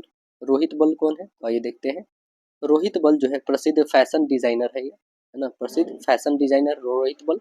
यह हृदयघात हार्ट अटैक से यह 1 नवंबर 2024 को इनका भी दिल्ली में निधन हो गया है 63 वर्ष की आयु में। नेक्स्ट देखिएगा, यह रोहिणी गोडबोले। रोहिणी गोडबोले जो है, यह जानी मानी भारतीय भौतिकी विज्ञानी रोहिणी गोडबोले का 71 वर्ष की आयु में निधन हो गया है। 25 अक्टूबर 2024 को बेंगलुरु में निधन हुआ है। नेक्स्ट जो है कनक राजू। कनक राजू कौन है, देखिए कनक राजू यह लोक नृत्य गुशाडी, लोक नृत्य जो है गुशाडी में परंपरागत कनक राजू का 83 वर्ष की आयु में तेलंगाना में जो है आसिफाबाद जिले में 25 अक्टूबर 2024 को निधन हो गया है। नेक्स्ट है शारदा सिन्हा। शारदा सिन्हा की बिहार की प्रसिद्ध लोक गायिका शारदा सिन्हा की 72 वर्ष की आयु में 5 नवंबर 2024 को दिल्ली में एक अस्पताल में निधन हो गया है। और बिहार कोकिला के रूप में विख्यात शारदा सिन्हा ने मैथिली व भोजपुरी लोकगीतों के गायन में विशेष ख्याति प्राप्त की थी। हिंदी गीत भी उन्होंने गाया था। संगीत में जो डायरेक्टरेट की उपाधि प्राप्त शारदा सिन्हा ने हिंदी फिल्मों में मैंने प्यार किया, हम आपके हैं कौन तथा गैंग्स ऑफ वासेपुर के लिए पार्श्व गायक का किया था। संगीत नाटक अकादमी पुरस्कार के अतिरिक्त पद्मश्री उनको कब मिला था, 1991 में। और पद्म भूषण जो 2018 में से सम्मानित की गई थी। यह इंपॉर्टेंट है दोस्तों और एसएससी के लिए कि उनको पद्मश्री कब मिला था, 1991 में। और पद्म भूषण कब मिला था, 2018 में। अब देखिएगा चर्चित व्यक्तित्व। चर्चित व्यक्ति के बारे में, person in the news, king Charles तृतीय, यह इंग्लैंड के राजा हैं दोस्तों। देखिए भारत की प्राचीन चिकित्सा पद्धति पर अत्यधिक भरोसा रखने वाले ब्रिटेन के किंग चार्ल्स अक्टूबर 2024 में 3 दिन भारत की निजी यात्रा पर रहे, 27 से 30 अक्टूबर को, ठीक है। और बेंगलुरु के एक चिकित्सा सुविधा केंद्र में 3 दिन तक वह सहपत्नी ठहरे थे, मतलब अपनी पत्नी के साथ, जहां उन्होंने आयुर्वेद, है ना, नेचुरोपैथी और योग के जरिए बेहतरीन स्वास्थ्य सेवाएं दिया गया, उन्होंने लिया। बाद में पत्नी कैमिला संग ऑस्ट्रेलिया के लिए वह वहां से रवाना हो गए। यहाँ पे देख सकते हैं उन दोनों का, ये अयोध्या का है, किंग चार्ल्स तृतीय और उनकी पत्नी कैमिला। कैंसर के मरीज जो है, कैंसर के मरीज किंग चार्ल्स बेंगलुरु के जो है हार्टफील्ड के पास जो है सेमेंथलाहिली में स्थित डॉक्टर इसाक मथाई के सैकिया इंटरनेशनल हेस्टिक्स सेंटर में पहले ही आते रहे और 30 एकड़ में फैले प्राकृतिक सौंदर्य और आधुनिक सुविधाओं से युक्त इस परिसर में प्राचीन भारतीय चिकित्सा पद्धति को प्रयोग किया जाता है। अब देखेंगे हम लोग पुस्तकें जो 3 या 4 हर मंथ में रहती ही रहती है। तो आइए देखते हैं बुक क्या है। ऑर्टिबल, ऑर्बिटल जो है, ऑर्बिटल दोस्तों, यह समांथा हार्वे के द्वारा लिखा गया है और इस उपन्यास के लिए समांथा हार्वे 2024 का बुकर पुरस्कार भी प्राप्त की है ना, समांथा हार्वे। अब देखिए Ratan Tata a life, Ratan Tata a life, यह जो थॉमस मैथ्यूज के द्वारा लिखा गया, थॉमस मैथ्यू, है ना। देखेंगे the 2024 the election that surprise India, the election that surprise India, यह लिखा गया है राजदीप सरदेसाई को, राजदीप सरदेसाई के द्वारा लिखा गया है। Shahrukh Khan legend icon star, Shahrukh Khan legend icon star, यह किनके द्वारा लिखा गया है? तो यह लिखा गया है मोहर वसु के द्वारा। किनके द्वारा? Mohar Vasu. Shahrukh Khan legend icon star. देखिए अगला पुस्तक क्या है? An eye for an eye, an eye for an eye, यह जेफरी आर्चर के द्वारा लिखा गया है। अगला देखें, the Nehru development model history and it's lasting impact, यह किनके द्वारा लिखा गया है? The Nehru development model history and lasting impact, यह लिखा गया है अरविंद पनगडिया के द्वारा। इनके द्वारा अरविंद पनगडिया। अब देखेंगे वर्ष, दिवस या सप्ताह बोलिए।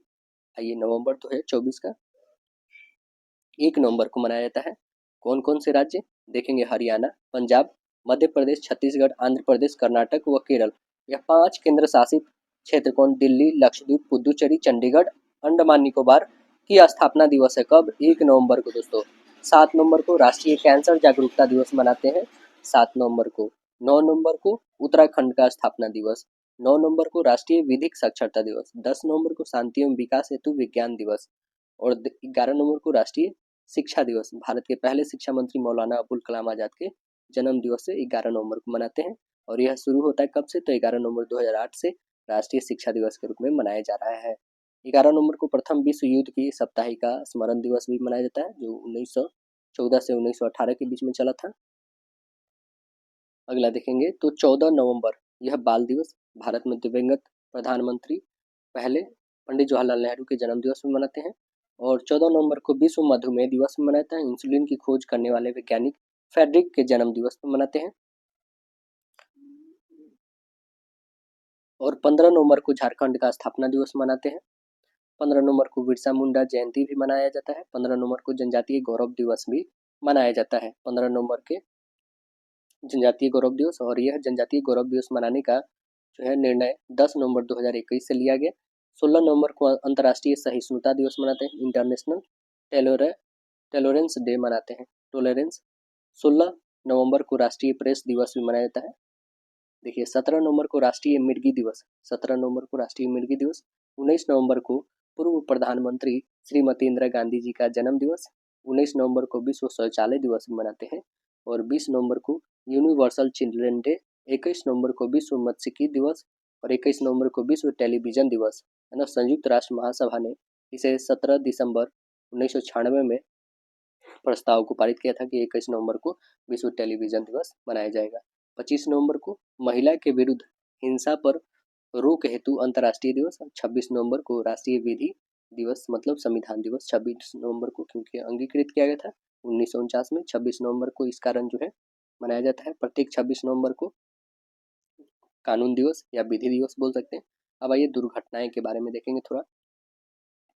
दुर्घटनाएं में क्या है? एक्सीडेंट कि झांसी के मेडिकल कॉलेज के नवजात शिशु जो है वार्ड में आग से नवजात शिशु की मृत्यु हो गई है। झांसी महारानी लक्ष्मीबाई मेडिकल कॉलेज के नवजात शिशु गहन चिकित्सक वार्ड में 15 नवंबर 2024 को रात में जो है नवजात शिशु वार्ड में धुआं उठने के बाद आग की तेज लपेट उठने लगी और आग ने वार्ड को अपने लपेट में ले लिया। और 55 नवजात, जो दोस्तों एक दो नहीं बल्कि 55 नवजात शिशु आग का शिकार बन गए और वार्ड में भर्ती थे, जिनमें से 45 की ही बाहर निकाल सके हैं, जिसमें 10 उसकी मृत्यु हो चुकी है। इनमें से 5 और शिशु की बाद में मृत्यु हो गई है। और अग्निकांड का कारण शॉर्ट सर्किट का माना जा रहा है। और पूरे मामले की उच्च स्तरीय जांच जो है प्रदेश सरकार को कराई जा रही है। अब देखिए स्पेन में बाढ़ से तबाही, स्पेन में जो है दोस्तों बाढ़ से तबाही। स्पेन में वोलेंसिया में 29 अक्टूबर को तूफान के साथ आई भीषण बारिश, भारी बारिश तबाही मचा दी है। पूरे वर्ष जितने 8 घंटे में ही आने से सड़कों ने भी नदियां जैसा रूप ले लिया है। मात्र 8 घंटों में इतना बारिश हुआ। रेल मार्ग व राजमार्ग बाधित हो गया है तथा कारें जो है सड़कों पर बहती हुई नजर आई है। शुरू में आंकड़ों के अनुसार 200 से अधिक लोग क्या हुए हैं? इस विनाशकारी बाढ़ में मौत हो गई है और 3 दशक में इस सबसे भीषण प्राकृतिक आपदा के चलते 3 दिन का राष्ट्रीय शोक वहां घोषित किया गया है। वलेंसिया में चारों तरफ भरे पानी और कीचड़ की सफाई के लिए 7500 सैनिकों वहां पर उतारा गया है, जो स्पेन के इतिहास में सबसे बड़ा पास टाइम मिलिट्री ऑपरेशन था पीस टाइम मिलिट्री ऑपरेशन था। अगला देखिए, वायुसेना का मिग 29 विमान आगरा में दुर्घटनाग्रस्त हो गया। देखिए दोस्तों, भारतीय वायुसेना का मिग 29 लड़ाकू विमान 4 नवंबर को आगरा के जो है कागारौल क्षेत्र में बाघा सैनिगा गांव में जो है क्रैश हो गया। पंजाब के उधमपुर से जो है प्रशिक्षण उड़ान पर निकलने इस विमान को विंग कमांडर मनीष मिश्रा उड़ा रहे थे, जो क्रैश होने से पहले ही पैराशूट के सहारे कूद जाने से उनकी जानें बच गई, सफल रहे मतलब। और क्रैश से पूर्व ही तकनीकी खराबी की जानकारी विंग कमांडर ने कंट्रोल रूम में दे दी। तकनीकी खराबी की जांच जो है वायुसेना और तकनीकी विशेषज्ञ द्वारा की जा रही है। अब आते हैं हम लोग विविध, तो देखेंगे विविध मिसलेनियस में क्या है। भारत सिंगापुर का द्विपक्षीय समुद्री अभ्यास सिम्बैक्स 2024 भारत और सिंगापुर का है। यह नौसैनिक अभ्यास है। सिम्बैक्स 2024 विशाखापत्तनम के निकट हुआ है। 23 से 29 अक्टूबर में संपन्न हुआ है और 1994 में एक्सरसाइज लायन किंग नाम से यह शुरू हुआ था। कौन से नाम से शुरू हुआ था? लायन किंग नाम से शुरू हुआ था। अब हो गया सिम्बैक्स, है ना। यह संयुक्त अभ्यास का कैमा संस्करण है? 31वां 31वां संस्करण है। पहला बंदरगाह चरण 23 से 25 अक्टूबर को विशाखापत्तनम में और दूसरा समुद्री चरण जो है यह 28 और 29 अक्टूबर को बंगाल की खाड़ी में हुआ। इस संयुक्त अभ्यास का उद्देश्य दोनों देशों के बीच जो है रणनीतिक साझेदारी को मजबूत करना है। अब देखेंगे जर्मन नौसेना के साथ भारतीय नौसेना की समुद्री साझेदारी, उसका नाम है क्या? एमपिक्स, है ना। आइए देखते हैं। भारतीय नौसेना के विध्वंसक पोत जो है INS दिल्ली, जर्मन नौसेना के फ्रीगेट बॉर्डेन जो है बोटेनबर्ग व टैंकर जो है फ्रैंकफर्ट एम मैन ने भारत व जर्मनी का पहला ही समुद्री साझेदारी अभ्यास INGN maritime partnership exercise जो है MPX बंगाल की खाड़ी में हुआ है। और यह कब हुआ है? यह हुआ है दोस्तों 21 से लेकर 23 अक्टूबर 2024 को हुआ है। और इसका उद्देश्य दोनों देशों के बीच समुद्री संपर्क को बनाए रखना है और दोनों नौसेना के बीच जो है क्षमता को मजबूत करना है। देखिए, भारत एवं वियतनाम का द्विपक्षीय सैन्य अभ्यास, इसका नाम क्या है? विमबैक्स। क्या नाम है इसका? विमबैक्स। भारत और वियतनाम के बीच में यह हुआ है द्विपक्षीय सैन्य अभ्यास है विमबैक्स ना। और यह अंबाला में हुआ है। 4 से 23 नवंबर में हुआ है, संपन्न हुआ है। अंबाला के साथ साथ चंडी मंदिर में भी यह पुरुष जो है संयुक्त अभ्यास चला है, जो दोनों देशों के इस संयुक्त अभ्यास बीमबैक्स बोले तो वियतनाम इंडिया बैलिट्रियल आर्मी एक्सरसाइज, है ना, में वर्ष सेना के साथ साथ वायुसेना की कर्मी भी शामिल थे। इसका पिछला संस्करण 2023 में वियतनाम में हुआ था। चलिए देखेंगे तीनों सेनाओं का संयुक्त अभ्यास, इसका क्या नाम है? पूर्वी लहर। बहुत इंपॉर्टेंट है। तीनों सेनाओं का संयुक्त अभ्यास जो हुआ है उसका नाम है पूर्वी लहर, जो भारत में हुआ है। पूर्वी लद्दाख में वास्तविक नियंत्रण रेखा यानी LAC पर जो है सेना की वापसी के कुछ ही दिन के बाद भारत की थल सेना, नौसेना और वायुसेना संयुक्त अभ्यास पूर्वी सेक्टर 10 से लेकर 18 नवंबर तक यह संपन्न किया। इसे पहले प्रहार नाम दिया, इसे पूर्वी प्रहार नाम दिया गया। और इस संयुक्त अभ्यास में तीनों सेनाओं के बीच जो है तालमेल व उनकी युद्ध तत्परता को प्रदर्शन किया गया। सिक्किम व अरुणाचल प्रदेश में चीन से सटी सीमा के निकट यह अभ्यास का उद्देश्य सेना, वायुसेना, नौसेना के बीच तालमेल का परीक्षण करना और पूर्वी क्षेत्र में जो है परिचालन तैयारियों व रक्षा स्थिति को मजबूत करना है। सी विजिल 2024 देखेंगे क्या है यह सी विजिल 2024। भारतीय नौसेना के तटीय रक्षा भारत सी विजिल 2024 का चौथा संस्करण देश के तटीय क्षेत्र में 20 से 21 नवंबर 2024 को संचालित किया गया, है ना। बंदरगाहों, तेल रिगों एवं अन्य तटीय परिस्थितियों में तटीय आबादी सहित महत्वपूर्ण तटीय बुनियादी ढांचे की सुरक्षा के लिए मजबूत करने पर ध्यान इसके तहत केंद्रित किया गया। 2018 से यह शुरू किया गया है ना। और द्विवार्षिक सी विजिल अभ्यास का यह चौथा संस्करण है। क्या है? चौथा संस्करण, जिसमें नौसेना के साथ सभी तटीय राज्य को जो है maritime agency, coast guard, custom, shipping व फिशरीज विभागों ने कुल 6 मंत्रालय के साथ शामिल थे इसमें। अगला देखिएगा तो कह रहा है क्या, गुरु नानक जी की 555वीं जयंती के अवसर पर पाकिस्तान में जो है स्मारक सिक्का जारी। देखिए, गुरु नानक जी की 555वीं जयंती के उपलक्ष्य में स्मारक सिक्का पाकिस्तान में 23 नवंबर 2024 को जारी किया गया। पाकिस्तानी मुद्रा 55 रुपया का विशेष, कितने, 55 रुपये का विशेष, यहाँ पे जैसे कि फोटो में आप देख सकते हैं 55 रुपये का विशेष ये है 2024 का। सिक्के जो है एक तरफ गुरुद्वारा जन्म स्थान है, यहाँ पे गुरुद्वारा जन्म स्थान है ना, ननकाना साहब, और 555वें जन्म समारोह तथा श्री गुरु नानक देव जी की 1469 से लेकर 2024 की दूसरी ओर अंकित किया गया है। चित्र जो है इस्लामी जमहूरिया पाकिस्तान अंकित है यहाँ पे, और यह जो है तलवंडी में इनका जन्म होता है, जो पाकिस्तान में वर्तमान में पड़ता है। अब देखेंगे भगवान बिरसा मुंडा की कैमा 150वीं जयंती के अवसर पर स्मारक डाक टिकट और सिक्के जारी किए गए हैं। देख रहे हैं यहाँ पे बिरसा मुंडा 15 नवंबर 2024 को जनजातीय गौरव दिवस मनाया जाता है। इन्हीं की जयंती पर, बिरसा मुंडा की जयंती पर 150वीं जयंती था। इनके उपलक्ष्य में 150 का स्मारक सिक्का जारी किया गया है और 5 रुपये मूल्य के स्मारक डाक टिकट भी विमोचन प्रधानमंत्री नरेंद्र मोदी बिहार में जो है जमुई में आयोजित किए हैं। झारखंड के जो है उली हातू गांव के एक साधारण मुंडा परिवार के जन्म में बिरसा मुंडा की जनजातीय और ब्रिटिश के अत्याचारों के विरुद्ध सशक्त आवाज उठाई थी और उलगुनान आंदोलन में भी चलाया था इन्होंने। इनके नाम पर 15 नवंबर 2021 से राष्ट्रीय जनजातीय गौरव दिवस सरकार ने घोषित किया और 15 नवंबर 2024 को शुरू हुई इनकी 150वीं जयंती के कार्यक्रम वर्ष तक चलेगा। देखिए, दिल्ली स्थित जो है सराय काले खां चौक का जो है नाम अब क्या नाम कर दिया गया, तो इसका नाम कर दिया गया भगवान बिरसा मुंडा चौक कर दिया गया है, सराय काले खां चौक का। देखिए, नई दिल्ली में सराय काले खां चौक का नाम अब भगवान बिरसा मुंडा चौक कर दिया गया है। और इसका मतलब क्या है कि घोषणा केंद्रीय आवास और शहरी मंत्री जो है मंत्री मनोहर लाल खट्टर जी की है 15 नवंबर 2024 को बिरसा मुंडा के 150वीं जयंती पर। भारतीय सेना व अमेरिकी सैन्य विशेष बल का संयुक्त अभ्यास ब्रज प्रहार 2024। भारतीय सेना व अमेरिकी सैन्य अभ्यास स्पेशल फोर्स एक्सरसाइज के संयुक्त अभ्यास ब्रज प्रहार का कैमा संस्करण 15वां संस्करण अमेरिका में हुआ है, इडाहो में हुआ है ना। यह 2 से 22 नवंबर 2024 तक संपन्न हुआ है, दोनों देशों के बीच में हुआ। 45 कर्मी जो है 22 नवंबर तक चलने वाले अभ्यास में शामिल भारतीय सेना की टुकड़ी का प्रतिनिधित्व बल इकाई के द्वारा किया गया है ना।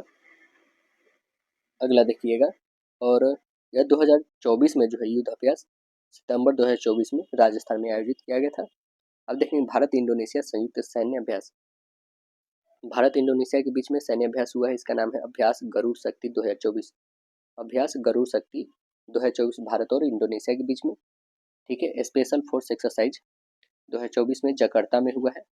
सिंजातुंग में 1 से 12 नवंबर तक संपन्न हुआ है। गरुड़ शक्ति अभ्यास 2024 कैमा संस्करण है, तो यह 9वां संस्करण है। चलिए अगला देखेंगे। नेक्स्ट है गोवा के तट पर भारत ओमान संयुक्त नौसैनिक अभ्यास, इसका नाम है नसीम अल बहर। किसके किसके बीच में? भारत और ओमान के बीच में। कहाँ पर हुआ है? गोवा के तट पर हुआ है ना। यह ओमान की रॉयल नेवी के बीच द्विपक्षीय, भारत नौसेना और ओमान की रॉयल नेवी के बीच में द्विपक्षीय संयुक्त अभ्यास नलीम अल बहर के बीच में हुआ है। यह जो है दोस्तों नसीम अल बहर अभ्यास जो हुआ है यह 13 से 18 अक्टूबर 2024 को संपन्न हुआ है। 2 चरणों में ही हुआ है, एक 13 से 15 अक्टूबर और दूसरा 16 से 18 अक्टूबर में हुआ है। तो वैसे हम लोग ने यहाँ पे देख रहे हैं कि 16 अक्टूबर में हुआ है और भारतीय नौसेना के INS त्रिकंद और डोनियर समुद्री गश्ती विमान रॉयल नेवी ओमान अल सीब के साथ ही संयुक्त अभ्यास में शामिल। तो वैसे हम लोग ने जितने भी टोटल्स सामान्य नवीनतम ज्ञान बने थे वो कंप्लीट कर रहे हैं। और नेक्स्ट जो आता है वो आता है खेलकूद, तो इसे भी नहीं छोड़ने वाले हम लोग। पूरे के पूरे प्रतियोगिता दर्पण सेशन के जितने भी करंट अफेयर बनेंगे तो एक ही वीडियो में निचोड़ने का हमने निर्णय लिया है, तो एक ही वीडियो में कंप्लीट ही होगी। तो देखिए खेल कूद में देखेंगे, पहला है एथलेटिक्स में, तो आइए एथलेटिक्स को पहले देख लेते हैं हम। देखिए एथलेटिक्स में कह रहा है क्या कि इंदिरा मैराथन 2024 यह दिवंगत पूर्व प्रधानमंत्री इंदिरा गांधी के जन्म दिवस पर 19 नवंबर को प्रयागराज में आयोजित है ना, और 39वीं अखिल भारतीय मैराथन दौड़ में पुरुष वर्ग के सेना धावकों ने पहले 3 स्थान प्राप्त किए हैं। हैदराबाद में तैनात सेना योगेश शर्मा और महिला वर्ग में हरियाणा में निवास रेलवे की सैनिका ने प्रथम स्थान प्राप्त की है। तो यहाँ पे आप देख सकते हैं लिस्ट जो जारी किया गया है। देखिए विजेताओं के नाम एक दृष्टि में, जैसे पहला स्थान योगेश शर्मा को जो हैदराबाद में तैनात है पुलिस ये आर्मी में, ठीक है ना, ये 2 घंटा 29 मिनट 42 सेकेंड में किए हैं। और द्वितीय जो है कुलदीप सिंह है, संत रविदास नगर के हैं। तृतीय जो है निशांत जो गाजियाबाद की है। महिला वर्ग में कौन है, सैनिका जो हरियाणा की है, रेलवे से रिलेटेड है ये। और दूसरी जो है यह भी हरियाणा से है, रेनू है। और तीसरी जो है सीमा जो दिल्ली से है। चलिए और इसमें बताए दोस्तों, इसमें यह इंदिरा गांधी प्रधानमंत्री स्वर्गीय श्रीमती इंदिरा गांधी के जन्म दिवस पर इस दौड़ का आयोजन खेल निदेशालय उत्तर प्रदेश के तत्वावधान में किया गया। दोनों ही वर्गों में पहले 3 स्थल पर रहने वाले धावकों को क्रमशः कितना 2 लाख और 1 लाख और 75 हजार राशि प्रदान की। मतलब फर्स्ट जो रहेगा उसको 2 लाख रुपया, जो सेकेंड रहेगा उसे 1 लाख रुपया और जो थर्ड आएगा उसे 75,000 रुपया दिया गया है। देखिए New York city marathon 2024 New York city 3 नवंबर 2024 को संपन्न हुआ है और यह 53वीं 53वीं न्यूयॉर्क सिटी मैराथन जो 2024 में हुआ, छठा अंतिम मेजर है ना, छठी जो है अंतिम मेजर मैराथन दौड़ थी। और पुरुष वर्ग में पहले ही 3 में से 2 महिला वर्ग ने पहले स्थान पे जो है कौन कौन, तो किनियाई धावक और धाविकाओं ने प्राप्त किया है। देखेंगे यहाँ पे उसका जो लिस्ट जारी किया गया है। देखिए यहाँ पे विजेताओं के नाम एक दृष्टि में, जैसे पहला जो है कौन है, आबादी नागिए। आबादी नागिए जो कहाँ के, नीदरलैंड के, पुरुष वर्ग में ये 2 घंटे 7 मिनट 39 सेकंड में। द्वितीय जो है कौन है, इवांस चेवेट है जो किनिया के हैं। और तृतीय जो है कौन है, एल्बर्ट कोरीड जो ये भी किनिया के हैं। महिला वर्ग में देखिएगा तो शीला चेपकिरुई जो कहाँ, किनिया की है। और द्वितीय जो है हेलिन ओबिरी जो किनिया के ही हैं। और तृतीय स्थान विवियन चेरुयेट ये भी किनिया की, मतलब महिला में तीनों किनिया की ही जीती हैं। अब देखेंगे मुक्केबाजी में, तो मुक्केबाजी में क्या है दोस्तों, देखिएगा मुक्केबाजी ये होता है अंडर 19 विश्व मुक्केबाजी में भारत के 17 पदक मिले। भारत के कितने, 1 2 नहीं छोड़िए, 17 पदक मिले। मुक्केबाजी के अंतर्राष्ट्रीय संचालन व ओलंपिक खेलों में मुक्केबाजी का स्थान बरकरार रखने के लिए गठित नई संस्था वर्ल्ड बॉक्सिंग के तत्वाधान में 25 अक्टूबर से लेकर 5 नवंबर 2024 पहली बार आयोजित अंडर 19 विश्व मुक्केबाजी चैंपियन में 4 स्वर्ण और 8 गो रजत 5 कांस्य से टोटल जो है 17 पदक भारत के युवा मुक्केबाजों ने जीते हैं।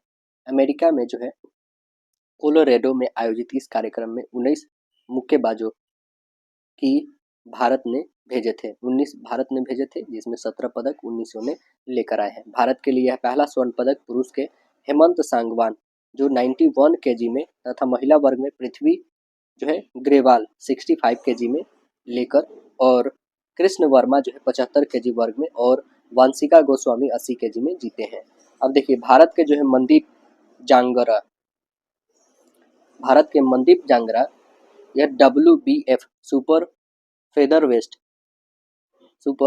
फेदरवेस्ट विश्व खिताब जीते हैं। देखेंगे भारत के पेशेवर मुक्केबाज जो है मनदीप जांगरा ने कैमेन आइसलैंड में 5 नवंबर 2024 को मनदीप जांगरा यह कैमेन आइसलैंड में 5 नवंबर 2024 को ब्रिटेन के कोनोर मैकिंगटन को हराकर विश्व मुक्केबाजी महासंघ जो है WBF का सुपर फेदरवेस्ट विश्व खिताब जीता है और इतिहास रच दिए हैं।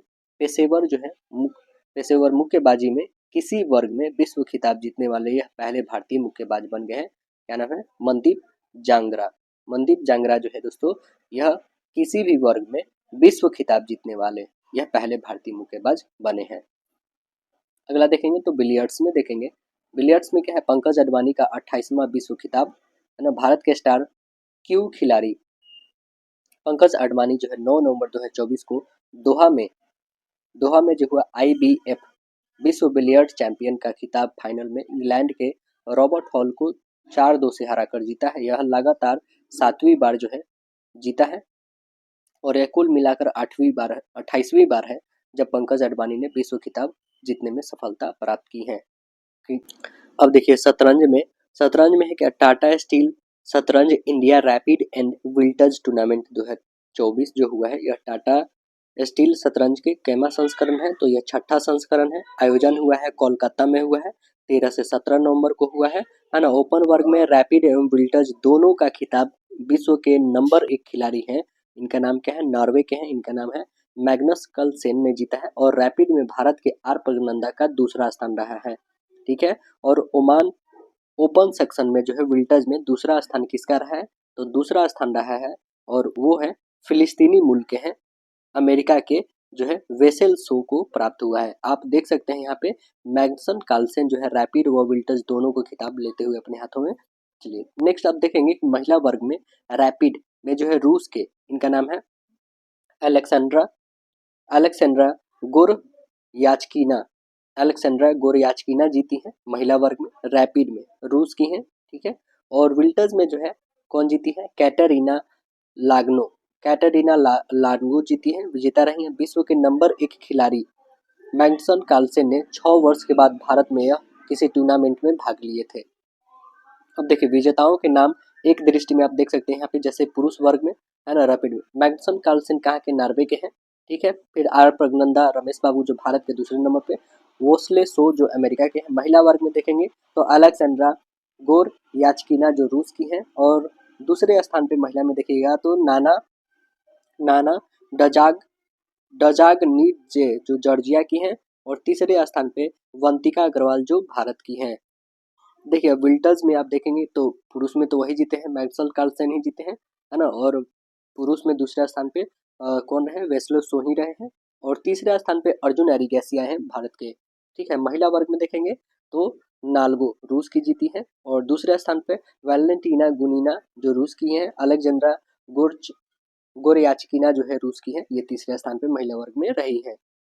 अब देखेंगे क्रिकेट में, तो क्रिकेट में जो है दक्षिण अफ्रीका T20 जो श्रृंखला हुआ है 2024 में, नवंबर 2024 में दक्षिण अफ्रीका के दौरे पर भारत की क्रिकेट टीम ने 4 T20 मैच श्रृंखला की मेजबानी टीम के विरुद्ध जो है खेली गई। इस श्रृंखला का दूसरा मैच ही मेजबान टीम ने जीता है। शेष 3 मैच भारतीय टीम ने जीत हासिल किया, और जिससे 4 मैचों की यह श्रृंखला 3-1 से अपने नाम कर लिया भारत ने। इस श्रृंखला में भारतीय टीम के नेतृत्व सूर्य कुमार यादव ने किया था। अब देखिए T20 अंतर्राष्ट्रीय मैच एक ओवर में 11 गेंद, एक ओवर में 6 गेंद होती है दोस्तों, और 11 गेंद फेंका है। देखिए ये कौन, तो भारत व दक्षिण अफ्रीका के बीच उपयुक्त जो अभी हमने देखा है T20 हुआ है जो 4 गो, जिसमें से 3 भारत ने जीता, एक जो है साउथ अफ्रीका ने जीता। इसी मैच में जो है 8 नवंबर 2024 को जब डरबन में खेले जा रहे थे T20 एक मैच, तो दक्षिण अफ्रीका के गेंदबाज जो है जिनका नाम है पैट्रिक क्रूगर है, एक ओवर में 11 गेंद फेंके हैं, और उनको इस ओवर में 3 वाइड 2 नो बॉल होने के फेंकी, तथा अंतिम गेंद पर भारतीय टीम के कप्तान सूर्य कुमार यादव का विकेट भी उन्होंने ले लिया। 4 T20 मैच श्रृंखला का यह पहला मैच भारत ने 61 रन से जीता था। अब देखिए 22 वर्ष के अंतराल के बाद ऑस्ट्रेलिया की धरती पर पाकिस्तान की श्रृंखला क्या हुई, विजय हुआ है। 22 साल के अंतराल पर ऑस्ट्रेलिया की धरती पर पाकिस्तान जो है श्रृंखला में विजय मतलब जीता है। देखिए ऑस्ट्रेलिया के दौरे पे पाकिस्तान की क्रिकेट टीम ने 3 एक दिवसीय मतलब वनडे मैच के लिए श्रृंखला नवंबर 2024 में खेली है। पर्थ में तीसरे एक दिवसीय मैच में 8 विकेट से विजय दर्ज कर पाकिस्तान टीम ने 3 मैच का यह श्रृंखला 2-1 से जीत लिया है, जिसमें एक ऑस्ट्रेलिया ने जीता है और 2 पाकिस्तान ने जीता है। और इस श्रृंखला का मेलबर्न का पहला मैच जो है ऑस्ट्रेलिया ने तथा एडिलेड में दूसरा मैच पाकिस्तान ने जीता था।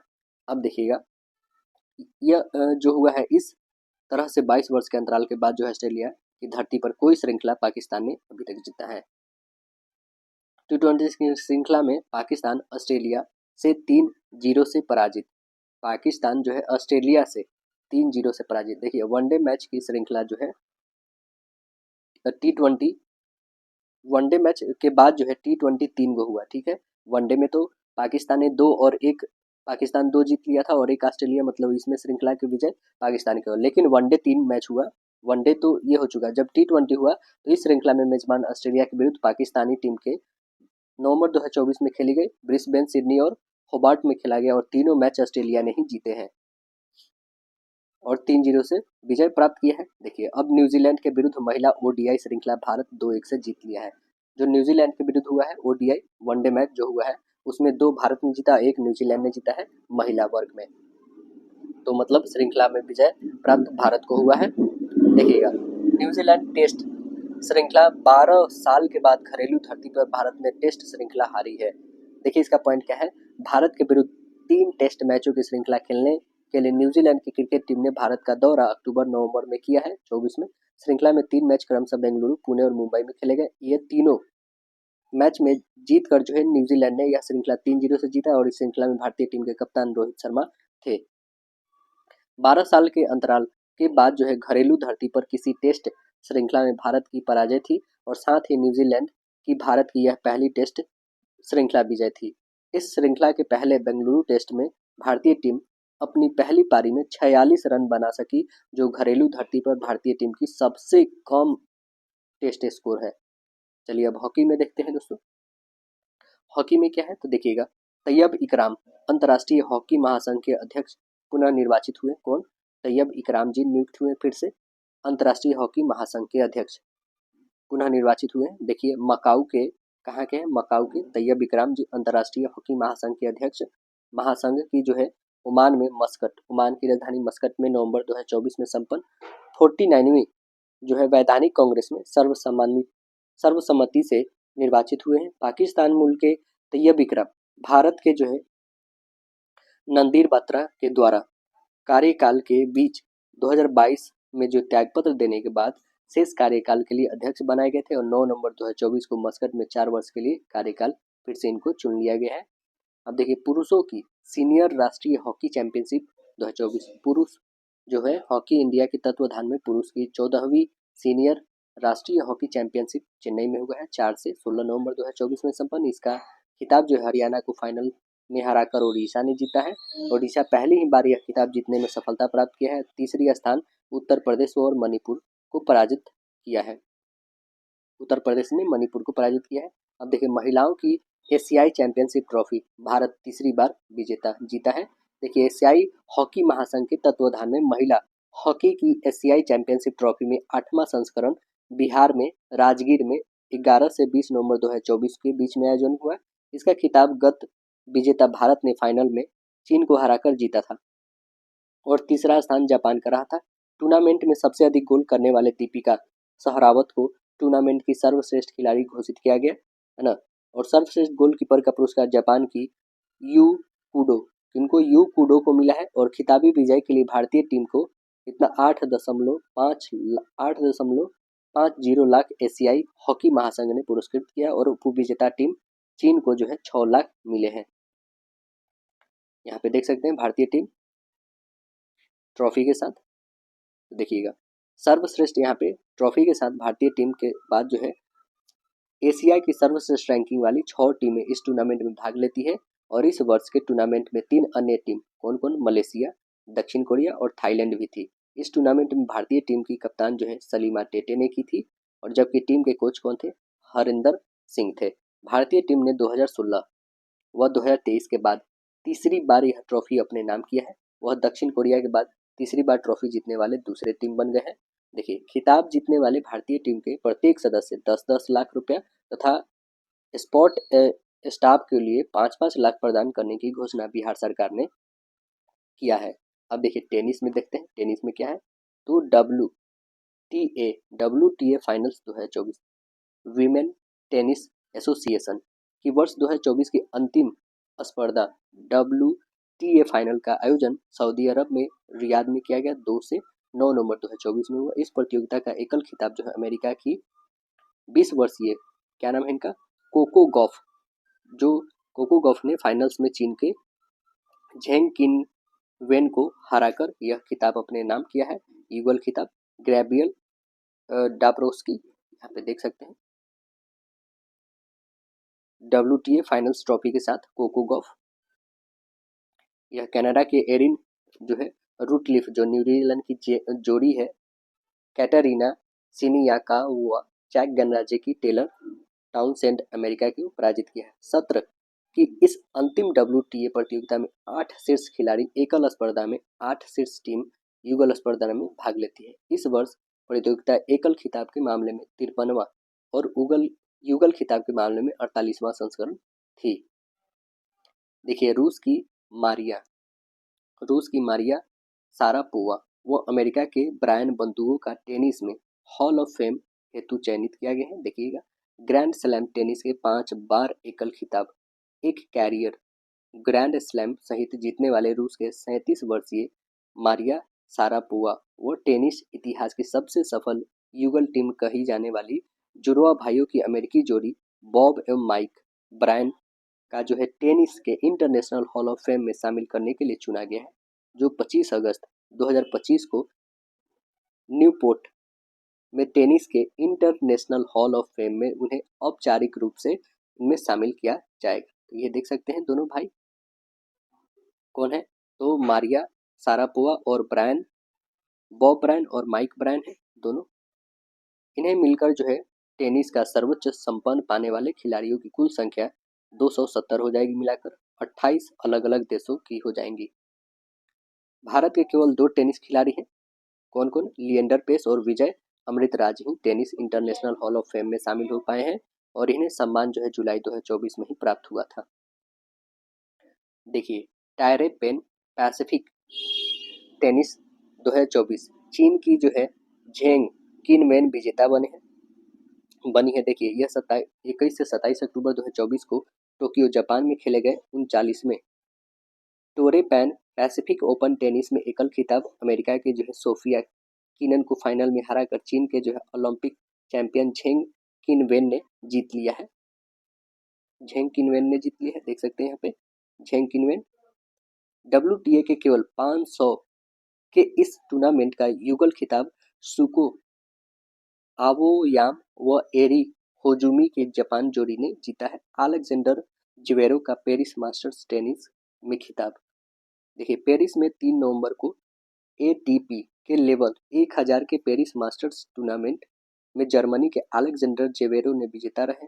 फाइनल मुकाबले में फ्रांस के उगो हम्बोल्ट को जो है ज्वेरेव ने पराजित किया है। इस टूर्नामेंट का युगल खिताब नीदरलैंड के वेस्ले कुलहॉफ व क्रोएशिया के निकोला मेकिट की जोड़ी ने जीता है।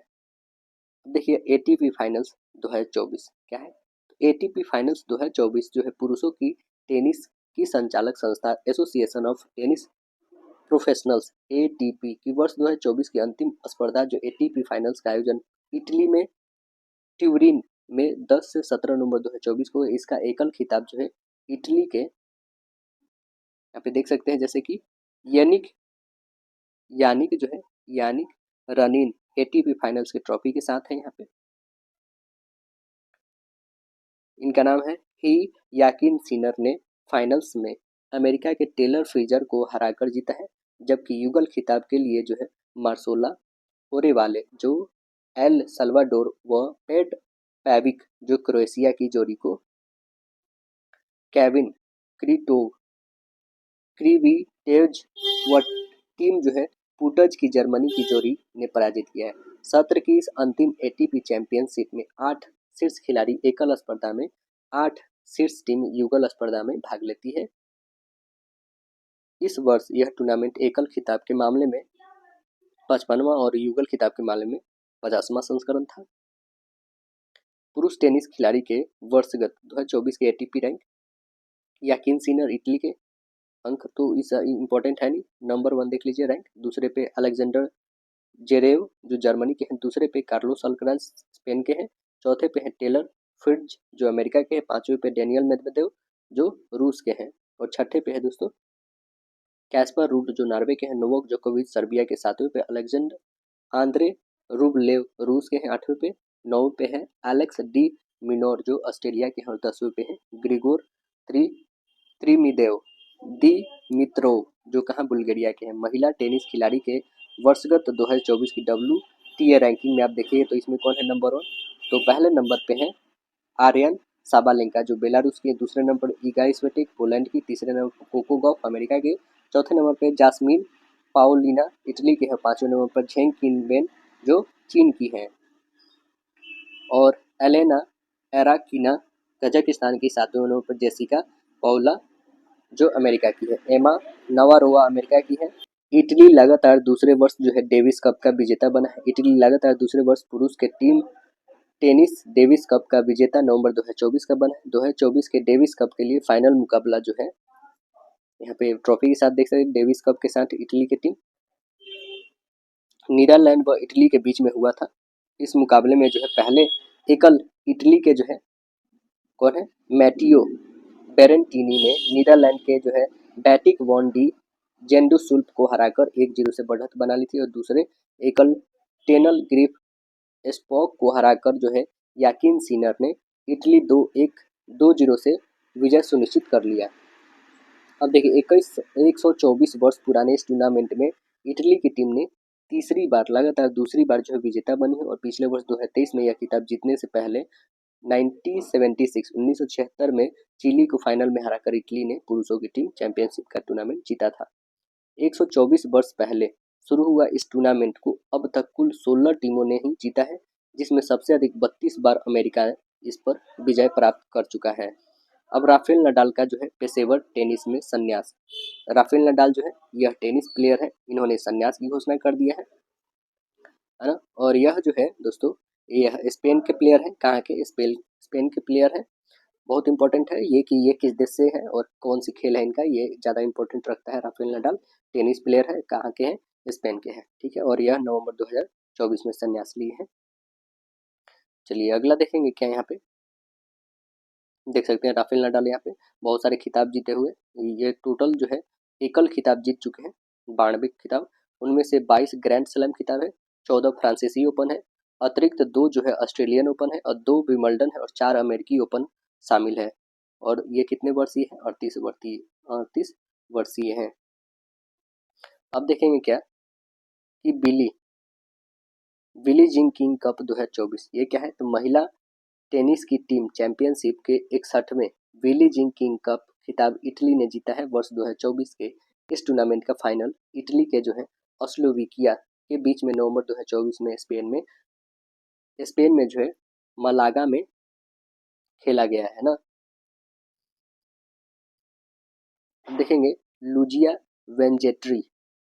वेंजेटी व जैस्मिन पाउलिन के शानदार प्रदर्शन के बदौलत ही इटली जो है स्लोवेकिया को 2-0 से हराकर 5वीं बार यह महिला टेनिस का यह टूर्नामेंट अपने नाम किया है। फार्मूला 1 रेस में देखेंगे तो क्या है, फार्मूला 1 रेस जो नवंबर 2024 में 2 फार्मूला 1 रेसों जो ब्राजीलियन ग्रैंड प्रिक्स व लॉस वेगास ग्रैंड प्रिक्स का आयोजन हुआ है। अक्टूबर 2024 में फार्मूला 1 रेसों के आयोजन के बाद ऐसी 2 रेसों का जो है आयोजन नवंबर माह में हुआ। इससे साओ पाउलो ग्रैंड प्रिक्स जो ब्राजीलियन ग्रैंड प्रिक्स के लास वेगास ग्रैंड प्रिक्स शामिल थी, और 3 नवंबर को जो है साओ पाउलो में आयोजित ब्राजीलियन ग्रैंड प्रिक्स रेस में रेड बुल टीम के जो है मैक्स वर्स्टापेन विजेता रहे, जबकि अल्पाइन टीम के ई ओकेन का इसमें दूसरा स्थान रहा है। बाद में 24 नवंबर को Las Vegas grand prix formula 1 race में जो है 31 टीम ग्रैंड प्रिक्स क्रमशः विजेता रही है।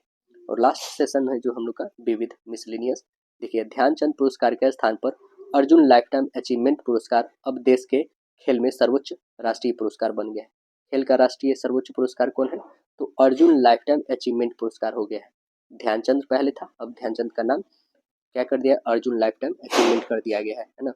देखिए खेलों में आजीवन उपलब्धि के लिए दिए जाने वाले मेजर ध्यानचंद खेल रत्न पुरस्कार के स्थान पर अर्जुन पुरस्कार लाइफ टाइम शुरू करने की घोषणा युवा कार्यक्रम एवं खेल मंत्रालय के द्वारा अक्टूबर 2024 में किया गया है। इस प्रकार जीवन पर्यंत उपलब्धियों के लिए अर्जुन अवार्ड लाइफ टाइम इस वर्ष से दिया जाएगा।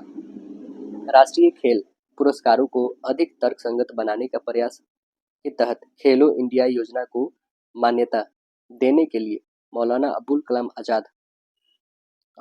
आज़ाद माका ट्रॉफी का जो है खेलो इंडिया विश्वविद्यालय खेलो इंडिया यूनिवर्सिटी गेम्स में सर्वश्रेष्ठ प्रदर्शन के लिए दी जाएगी।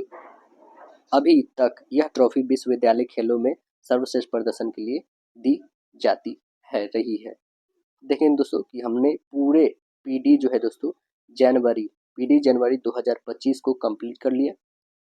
दोस्तों वीडियो पसंद आएगा तो अपने दोस्तों में शेयर करिए। फिर मिलते हैं नेक्स्ट सेशन में। और इसमें एक बस थोड़ी सी बच गई है, वो क्या है आपका, तो इंटरनेशनल और नेशनल करंट अफेयर जो होती है वन लाइनर, वो लगभग कितने 30 होंगे, इसमें भी 15 और इसमें 15, तो वो भी मैं नेक्स्ट सेशन में करा दूंगा। पूरे आपका पीडी कंप्लीट हो गया दोस्तों, ठीक है।